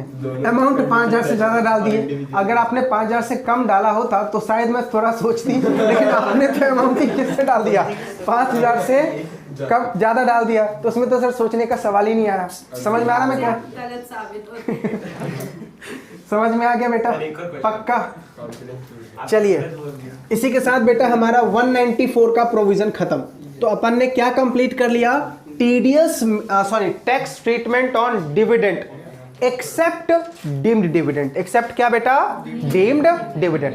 अब मैं आपको डीम्ड डिविडेंड एक्सप्लेन कर रहा हूं, ठीक है? छोटे छोटे पॉइंट्स में, उतना डीप में लेके नहीं जाऊंगा जितना हम फाइनल वालों को पढ़ाते हैं। Deemed dividend, deemed dividend, section 2 clause 22 sub clause A to E। बहुत ही सिंपल वर्ड है बेटा। अब देखो, लॉ मेकर ने किस चीज को डीम्ड डिविडेंड बोला है? ओनली 5 बातें पढ़नी है। कहां से कहां तक बेटा? ए से ई तक। सुनते भी रहना है और लिखते भी रहना है, ठीक है? ध्यान से, शांत बेटा, 5 मिनट शांत। हमने क्या बोला? Deemed dividend, section 2 clause 22 sub clause A to E। अब क्या है डीम्ड डिविडेंड समझो। लॉ मेकर क्या बोल रहा है बेटा? अपन सारे एग्जांपल से खेलेंगे। टाटा कंपनी ने इंस्टेड ऑफ डिविडेंड डिस्ट्रीब्यूट किया क्या बेटा? असेट। क्या डिस्ट्रीब्यूट किया? असेट। तो असेट को क्या मान लेंगे? Deemed dividend. एसेट को क्या मान लेंगे? Deemed dividend. ठीक है, अब डिविडेंड की वैल्यू कैसे निकाले, क्योंकि एक बार वैल्यू पता चल गया तो हम टैक्स तो लगा लेंगे, बिकॉज हम मास्टर बन चुके हैं अभी टैक्स में। टैक्स कैसे निकालना है वो तो मास्टर ही कर चुके हैं। अभी अपन को बीकॉम करना है बेटा, किसमें? इसमें। ठीक है, एमकॉम कर चुके हैं ना, किसमें? डिविडेंड निकालने में अपन एमकॉम ऑलरेडी कर चुके हैं। अभी बेटा इसमें सीखते हैं कि डिविडेंड निकालते कैसे। तो लॉ मेकर ने क्या बोला कि टाटा कंपनी ने डिविडेंड की जगह पे क्या डिस्ट्रीब्यूट किया? एसेट ना। सर पता कैसे करूं? मान लो परनीत किसी कंपनी का शेयर होल्डर, टाटा कंपनी ने इसको मारुति जेन दे दिया, बोला बेटा डिविडेंड के बदले में जी लो अपनी जिंदगी, मारुति लेके जाओ। क्या दिया आपने? एसेट दिया ना। अब ये कैसे पता लगाएगा भाई कितनी की वैल्यू है? पता लॉ मेकर ने क्या बोला? तो डिविडेंड का अमाउंट कैसे निकालोगा? तो ध्यान से सुनो, डिविडेंड का amount, dividend equal to fair market value of asset, जो उसको मारुति कार मिली है उसका फेयर मार्केट वैल्यू, और ध्यान से accumulated profit, accumulated profit bracket में वेदर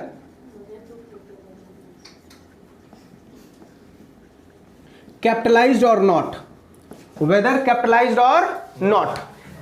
कैपिटलाइजेशन प्रॉफिट का मतलब होता है बोनस को, सॉरी रिजर्व को बोनस में कन्वर्ट करना, रिजर्व को बोनस में। यानी कंपनी के पास बहुत सारा रिजर्व है तो उसने क्या कर दिया, फोकट में शेयर होल्डर्स को शेयर्स बांट दिए। रिजर्व किस में कन्वर्ट हो गया? कैपिटल में। तो अगर तू रिजर्व को कैपिटल में कन्वर्ट करता है उसको भी हम प्रॉफिट का पार्ट मानेंगे। समझ में आ रहा नहीं आ रहा? तो जो तेरा प्रॉफिट है वो तो है ही है, साथ में अगर तू बोनस डिस्ट्रीब्यूट कर रहा है तो वो भी क्या माना जाएगा? तेरा प्रॉफिट। समझा? इन दोनों में से जो भी लेस होगा ना बेटा, विच एवर इज लेस, वही तेरा डिविडेंड का अमाउंट होगा। समझ में आया? डिविडेंड का अमाउंट कैसे निकालेंगे? बाकी तो हम टैक्स निकाल ही लेंगे सर। क्लियर है? कोई डाउट? तो ए पॉइंट में सबको समझ में आ गया टाटा कंपनी क्या दे रही है? इंस्टेड ऑफ डिविडेंड क्या दे रही है? एसेट। तो वैल्यू कैसे निकाले? तो बोला एसेट की फेयर मार्केट वैल्यू और एक्युमुलेटेड प्रॉफिट। एक्युमुलेटेड प्रॉफिट में वेदर कैपिटलाइज और नॉट, मतलब इसमें बोनस इशू ऐड कर देना है अगर कंपनी ने बोनस दिया होगा तो। करेक्ट है? Which ever is less. कोई डाउट? पक्का? चलिए अब हम आएंगे बी पॉइंट पे। किस पे आएंगे बेटा? बी पॉइंट पे। ध्यान से बी पॉइंट ध्यान से देखो बेटा। टाटा कंपनी, दो बातें, इक्विटी शेयर होल्डर और प्रेफरेंस। टाटा कंपनी अगर इक्विटी शेयर होल्डर को इंस्टेड ऑफ डिविडेंड, ऐसे लिखता हूं, instead of dividend, Tata company equity share holder को और प्रेफरेंस शेयर होल्डर को इंस्टेड ऑफ डिविडेंड क्या डिस्ट्रीब्यूट करे? ध्यान से देखना, यहां पे इक्विटी शेयर होल्डर, यहां पे प्रेफरेंस शेयर होल्डर। क्या दे रही है? सुनो, टाटा कंपनी ने इक्विटी शेयर होल्डर को या प्रेफरेंस शेयर होल्डर को डिविडेंड के बदले क्या दिया? तो लॉ मेकर ने बोला कि सर डिविडेंड के बदले दिया गया है इनको डिबेंचर। क्या दिया गया है?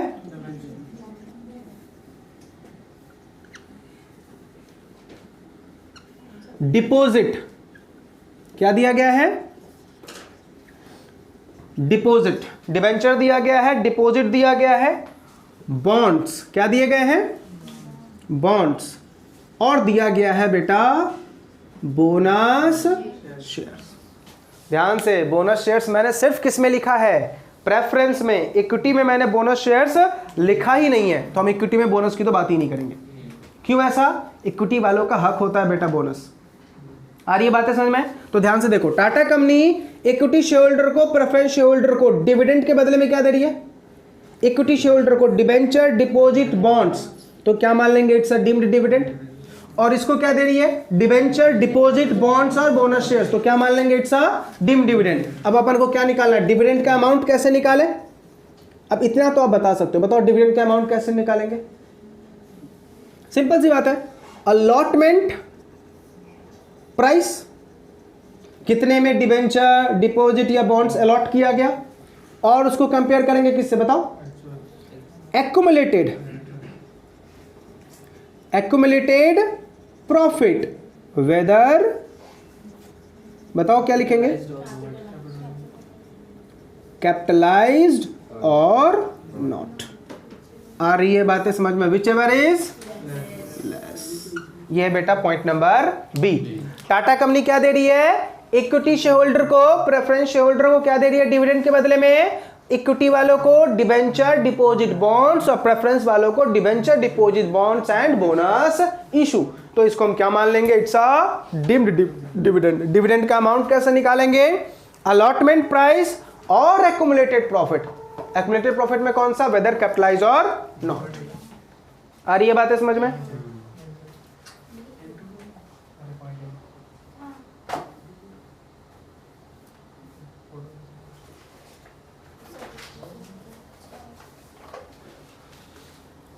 करेक्ट है?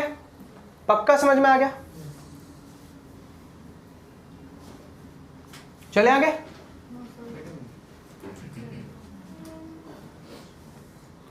ये सिर्फ एमसीक्यू में क्वेश्चन आएगा, इसका प्रैक्टिकल आपके लेवल के लिए नहीं है। इसका प्रैक्टिकल बहुत टफ आता है। मतलब अगर डिम डिविडेंड की बात करो तो इसका प्रैक्टिकल क्वेश्चन नहीं बनता, बट आपके लेवल में प्रैक्टिकल नहीं पूछना चाहिए। क्या पूछेगा? MCQs, theory. समझ में आ गया?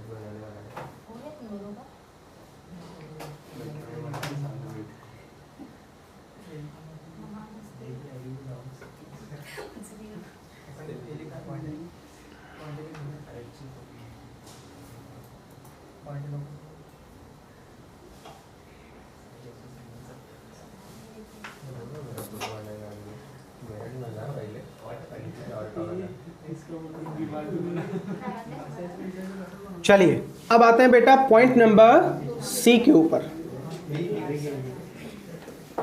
पॉइंट नंबर सी, देखो सी पॉइंट क्या बोल रहा है।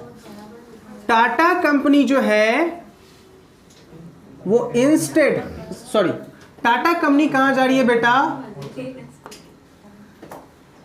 वाइंडिंग अप में। टाटा कंपनी कहां जा रही है? वाइंडिंग अप में, मतलब लिक्विडेशन में होने, टाटा कंपनी बंद होने जा रही है। वाइंडिंग अप के टाइम में टाटा कंपनी क्या दे रही है बेटा? Asset distribute. एग्जांपल ध्यान से सुनना बेटा। टाटा कंपनी वाइंड अप हो रही है और टाटा कंपनी का मान लो शेयर होल्डर अभिषेक। तो टाटा कंपनी के वाइंड अप होने पे एसेट डिस्ट्रीब्यूट किया जा रहा है। क्या डिस्ट्रीब्यूट किया जा रहा है? एसेट। तो पता है लॉ मेकर क्या बोल रहा है? दो बातें, ध्यान से बेटा बोलोगे। अमित सर एक बात बताओ, ये एसेट डिस्ट्रीब्यूशन वाला तो आपने अभी पढ़ाया था, ए वाला पॉइंट। ध्यान से सुनना, section 2 clause 22 sub clause A कब लगाना है और section 2 clause 22 sub clause C कब लगाना है? ए तब लगाइयो जब कंपनी तेरी गोइंग कंसर्न में हो, ठीक है, और सी तब लगाइयो जब कंपनी तेरी वाइंडिंग अप में हो।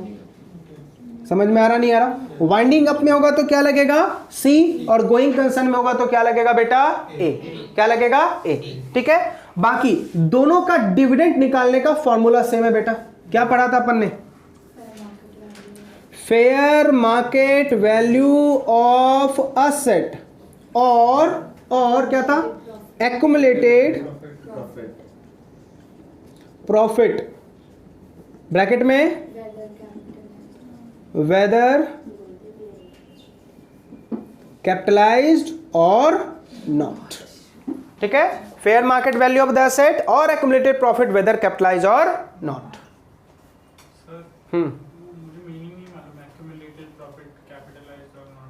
देखो अब भी पॉइंट नंबर ए में मैंने समझाया। प्रॉफिट का मतलब जो कंपनी का प्रॉफिट है। अब क्या होता है कि कंपनी अगर डिविडेंड डिस्ट्रीब्यूट नहीं कर पाती है किसी ईयर तो वो रिजर्व में पैसा डालती है। ठीक है, तो जो आपने रिजर्व बना के रखा है for distribution as a profit उसको बोलते हैं एक्युमुलेटेड प्रॉफिट। वेदर कैपिटलाइज और नॉट का मतलब क्या है कि तुमने अपने रिजर्व को कैपिटल में कन्वर्ट कर दिया। रिजर्व को किसमें कन्वर्ट करते हैं? कैपिटल। ऐसा कैसे होता है? तो कंपनी बोनस इशू कर देती है, ठीक है। तो तुम कर क्या रहे हो बेटा? प्रॉफिट ही बांट रहे हो ना, तुम नाम बस किसका दे रहे हो कि मैं बोनस दे रहा हूं। क्या दे रहा हूं मैं? बोनस। और बोनस क्या होता है? Free of cost. लेकिन अल्टीमेटली तू कर क्या रहा है? प्रॉफिट ही बांट रहा है ना, तो इसको हम क्या मान लेंगे? इट्स अ डिविडेंड, प्रॉफिट का पार्ट है। और इन दोनों में से भी क्या लेना है बेटा? विच एवर इज लेस का फंडा कभी मत भूलना है। समझ में आ गया पॉइंट नंबर सी? तो पॉइंट नंबर सी में दो बातें याद रखनी है कि point number C looks like point number A, लेकिन डिफरेंस क्या है कि पॉइंट नंबर ए कब लगता है? जब कंपनी गोइंग कंसर्न में हो, और पॉइंट नंबर सी कब लगता है? जब कंपनी का क्या हो रहा है बेटा? Wind up. आ रही है बातें समझ में? क्लियर हो गया पॉइंट नंबर सी? लिख लीजिए फटाफट।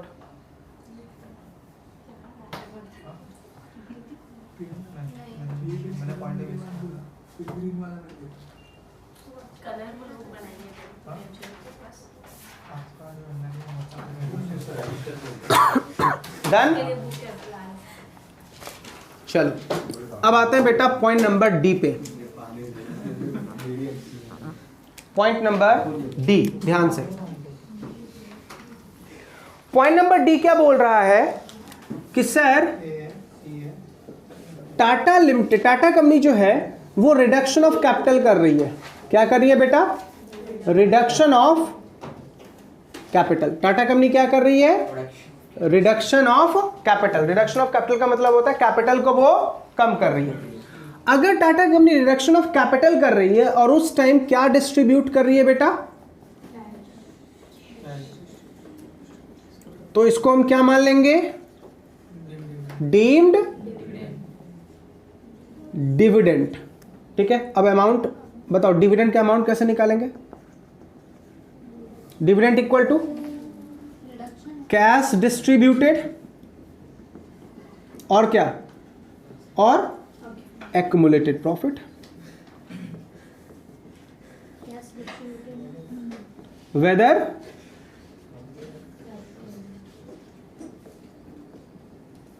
कैपिटलाइज्ड और not, whichever is less. ये आपका क्या आ जाएगा बेटा? डिविडेंड का अमाउंट। तो लॉमेकर ने क्या बोला? टाटा कंपनी क्या कर रही है बेटा? रिडक्शन ऑफ कैपिटल, वो अपने कैपिटल को कम कर रही है और उस टाइम क्या डिस्ट्रीब्यूट कर रही है? कैश। तो इसको भी हम क्या मान लेंगे? It's a deemed dividend. It's a deemed dividend.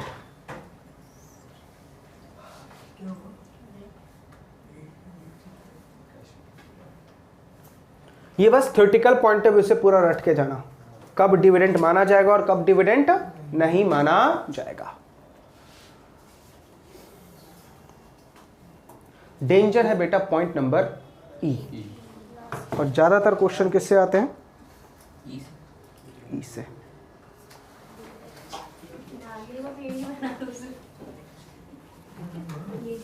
Done? लिख लिया बेटा सबने? चलो मोस्ट एंड मोस्ट इंपॉर्टेंट बेटा पॉइंट नंबर ई, ध्यान से देखो, इधर इधर इधर।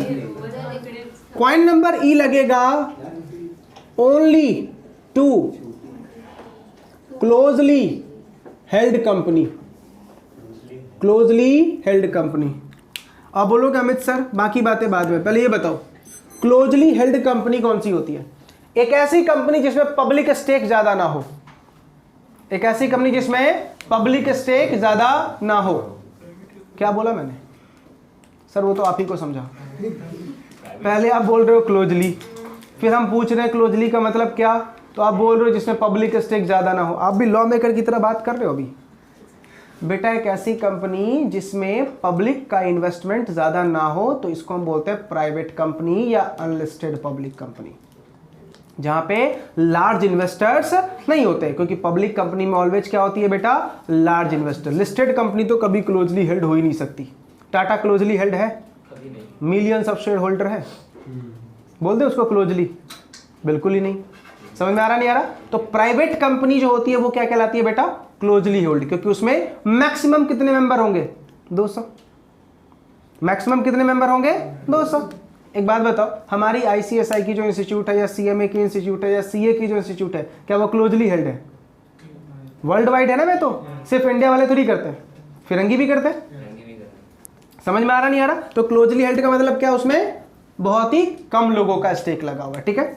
अब लॉ मेकर क्या बोल रहा है कि क्लोजली हेल्ड कंपनी अगर 3 हरकतें कर दे, क्लोजली हेल्ड कंपनी क्या दे रहा है बेटा, 3 हरकतें कर दे, तो हम क्या बोल देंगे कि ये डिविडेंड है।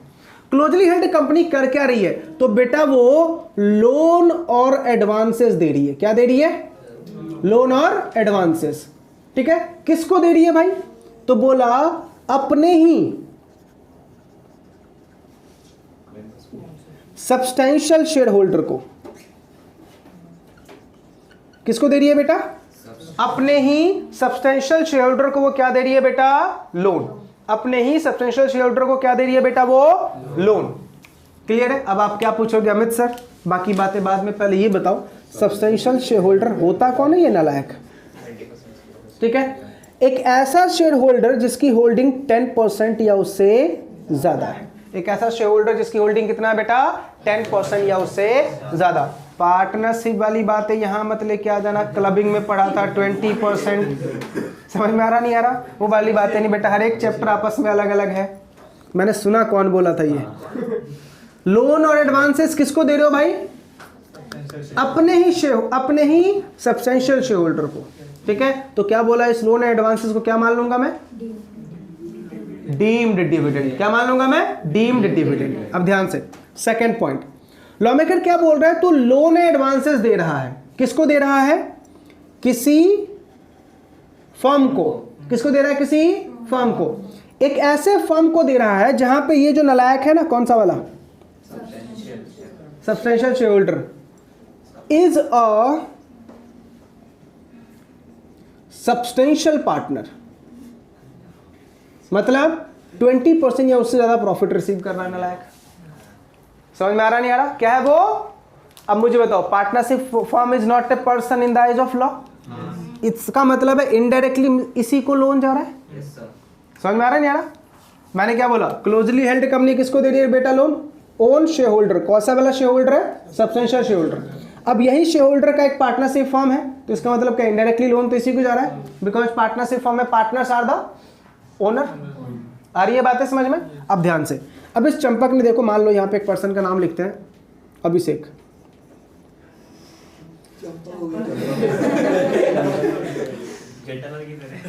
अब ध्यान से देखो, अपना ये जो अभिषेक है, ये कौन है बेटा, ओन शेयर होल्डर है। कंपनी किसकी, इसी की, प्राइवेट कंपनी है। अब प्राइवेट कंपनी में खुद को क्या दे रहा है, लोन। चल क्या रहा है, कर क्या रहे हो तुम, समझ में आ रहा नहीं आ रहा। इसलिए डिपार्टमेंट ने क्या बोला बेटा, इस लोन को मैं क्या मानूंगा, डिविडेंड। समझ में आ रहा। अच्छा अब देखो, ये चंपक फंसा यहां पे, यहां भी फंसा। अब बेटा इसने तीसरा तरीका निकाला, थर्ड पर्सन को लोन किसको दे रहा है, थर्ड पर्सन को, ठीक है। अब थर्ड पर्सन जो है उस लोन का इस्तेमाल कहां कर रहा है, for the benefit of Champak. किसके बेनिफिट में बेटा, अभिषेक के बेनिफिट में ही ये लोन खर्च हो रहा है। मुझे बताओ, इनडायरेक्टली लोन किसको मिल रहा है, तुम ये क्या कर रहे हो, मुझे बताओ। लॉ मेकर को इतनी मजबूरी क्यों आई, हमने मजबूर किया।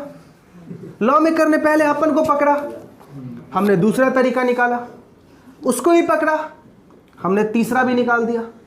लेकिन तीसरे में मोस्टली सब कवर हो गया ना, थर्ड पर्सन कोई भी हो सकता है। बस उसने लोन का इस्तेमाल किसके लिए किया, सब्सटेंशियल शेयर होल्डर। तो इसको हम क्या बोलेंगे, इट्स अ डीम्ड डिविडेंड। अब बोल, अब आप क्या पूछोगे अमित सर, डिविडेंड का अमाउंट कैसे निकालेंगे ये बता दो। लोन और एडवांसेस, ठीक है, और accumulated profit, accumulated profit whichever is less. Rohini बोल रही सर सर सर आप कुछ भूल गए, वेदर कैपिटलाइज और नॉट कौन लिखेगा बेटा, इधर नहीं आएगा, इधर ओनली क्या आएगा, एक्युमुलेटेड प्रॉफिट। वेदर कैपिटलाइज और नॉट का फंडा यहां पे नहीं है। आ रही है बातें समझ में। तो देखो, लोन एडवांसेस किसको दे रहे हो, जल्दी रिपीट करो, खुद के शेयर होल्डर को। कौन सा शेयर होल्डर, सब्सटेंशियल। किसको दे रहे हो, सब्सटेंशियल पार्टनरशिप फर्म, जहां पे तेरा ही सब्सटेंशियल शेयर होल्डर क्या है, वहां का पार्टनर है। और किसको दे रहे हो बेटा, तो थर्ड पार्टी को। किसके बेनिफिट में इस्तेमाल कर रहा है वो, substantial share holder. For the benefit of, बेटा यहाँ पे लिख देता हूँ सब्सटेंशियल, नहीं तो पता चलेगा ये अमेंडमेंट कब आया। सब्सटेंशियल। बातें समझ में आ गई? पक्का? कोई डाउट? तो ये था बेटा आपका section 2 clause 22 sub clause A to E deemed dividend. ठीक है, इसका प्रैक्टिकल इंप्लीकेशन अपन ने नहीं किया है बिकॉज वो टेक्निकल चीज है, आपके लेवल पे इतना नहीं आएगा। ठीक है, मोस्ट आपके लेवल पे कहां तक आएगा? 194 तक, वो सबसे ज्यादा क्वेश्चन आपको पूछेगा डिविडेंड और उसके ऊपर टीडीएस का इंप्लीकेशन, ये आएगा आपको फुल थ्योरेटिकल में। आ रही है बातें समझ में? चलिए बेटा, इसी के साथ हमारा एक चैप्टर खत्म हो गया। चलो इस चैप्टर को 5 मिनट में वाइंड अप करें, पूरा एक बार रिकैप कर लेते हैं। चलिए, हम कौन सा चैप्टर पढ़ रहे थे बेटा? Tax treatment of dividend. हमने क्या पढ़ा कि जो भी डिविडेंड रिसीव करेगा किससे, चाहे डोमेस्टिक कंपनी से चाहे फॉरेन कंपनी से, उसके ऊपर टैक्स कौन भरेगा? शेयर होल्डर भरेगा। डिविडेंड में से कलेक्शन चार्ज माइनस नहीं करेंगे, सिर्फ माइनस क्या करेंगे? इंटरेस्ट ऑन लोन, वो भी मैक्सिमम कितना? एक्चुअल इंटरेस्ट और 20% विच एवर इज लेस, वो क्या होगा बेटा? माइनस होगा, उससे ज्यादा माइनस नहीं होगा। ठीक है, 194 क्या बोलता है कि अगर रेजिडेंट को डिविडेंड मिला है तो उसमें से हम क्या डिडक्ट कर लेंगे? 10% का टीडीएस डिडक्ट कर लेंगे। लेकिन टीडीएस दो जगह पे नहीं लगेगा। अगर तुम इंडिविजुअल हो और डिविडेंड का अमाउंट 5000 या उससे कम है, और अगर डिविडेंड रिसीव कहां से हुआ है बेटा? LIC, GIC और अदर इंश्योरेंस से, तो टीडीएस नहीं कटेगा। Section 2 clause 22 sub clause A to E किसकी बात करता है? Dim dividend. ए में क्या बोला? आपने एसेट डिस्ट्रीब्यूट किया तो एसेट की फेयर मार्केट वैल्यू और एक्यूमुलेटेड प्रॉफिट वेदर कैपिटलाइज और not whichever is less, उसके ऊपर क्या लग जाएगा? डिविडेंड का टैक्स। करेक्ट है। दूसरा, हमने कंपनी ने इक्विटी शेयर होल्डर को क्या दिया? Debenture, bonds, deposit. Preference share holder को debenture, bond, deposit, bonus shares, तो क्या मान लेंगे उसको? Deemed dividend. अलॉटमेंट अमाउंट और एक्यूमुलेटेड प्रॉफिट वेदर कैपिटलाइज और not whichever is less, क्या मान लेंगे उसको हम? Dividend. Third, company winding up में जा रही है, क्या डिस्ट्रीब्यूट कर रही है? एसेट। कंपनी वाइंडिंग अप में क्या डिस्ट्रीब्यूट कर रही है? एसेट। तो एसेट की फेयर मार्केट वैल्यू और एक्यूमुलेटेड प्रॉफिट वेदर कैपिटलाइज और not whichever is less. D point, company reduction of capital में क्या डिस्ट्रीब्यूट कर रही है? एसेट। तो सॉरी, कैश और accumulated profit whichever whether capitalise और not whichever is less. Last point most important, सिर्फ किसके ऊपर लगेगा? क्लोजली हेल्ड कंपनी के ऊपर। कौन सी कंपनी होती है ये? जहां पे पब्लिक स्टेक ज्यादा नहीं है, लाइक प्राइवेट कंपनी। तो इन कंपनी ने क्या दिया है बेटा? अपने ही सब्सटेंशियल शेयर होल्डर को क्या दिया है? लोन और एडवांसेस। किसी पार्टनरशिप फर्म को लोन एडवांसेस दिया है जहां पे वो सब्सटेंशियल जो शेयर होल्डर है वो वहां का क्या है? पार्टनर। और किसी थर्ड पर्सन को आपने क्या दिया है बेटा? Loan advances. और वो थर्ड पर्सन उस लोन एडवांसेस का इस्तेमाल कहां कर रहा है? For the benefit of substantial share holder. अच्छा, डिविडेंड का टैक्स रेट क्या होगा? वो तो डिपेंड करता है कि असेसी किस टाइप का है। अगर असेसी कंपनी है तो उनका जो टैक्स रेट है, असेसी इंडिविजुअल है तो जो अपन ने स्लैब रेट पढ़ा था उसी से आपका डिविडेंड क्या होगा? टैक्सेबल होगा। समझा? 195 का इंप्लीकेशन सिर्फ कहां पे लगेगा? जब डिविडेंड रिसीव कौन कर रहा है? नॉन रेजिडेंट, तो 195 का इंप्लीकेशन लगेगा। दूसरी बात, अगर क्वेश्चन में 194 लगा रखा है और आपके क्वेश्चन में ये लिखा हुआ है नेट डिविडेंड रिसीव, तो उसको क्या करेंगे? ग्रॉस में कन्वर्ट करेंगे। ऑलवेज 90% उसको मान के रखेंगे। क्यों? क्योंकि 194 का टैक्स रेट ही क्या है? 10%। ठीक है, 90 को किस में कन्वर्ट करना होगा हमें? 100 में। लेकिन अगर डिविडेंड रिसीव के आगे कुछ भी नहीं लिखा हुआ है तो उसको हमेशा क्या मानना है? Gross as it is. ये वाला फंडा फॉरेन कंपनी से डिविडेंड मिल रहा है तो अप्लाई नहीं करना है। फॉरेन कंपनी से जो भी डिविडेंड मिलेगा वो ऑलवेज क्या होगा? ग्रॉस ही होगा। समझ में आ गया? बहुत ही चिंदी टॉपिक है। पक्का? चलिए बेटा, ये खत्म हो गया हमारा क्या? डिविडेंड।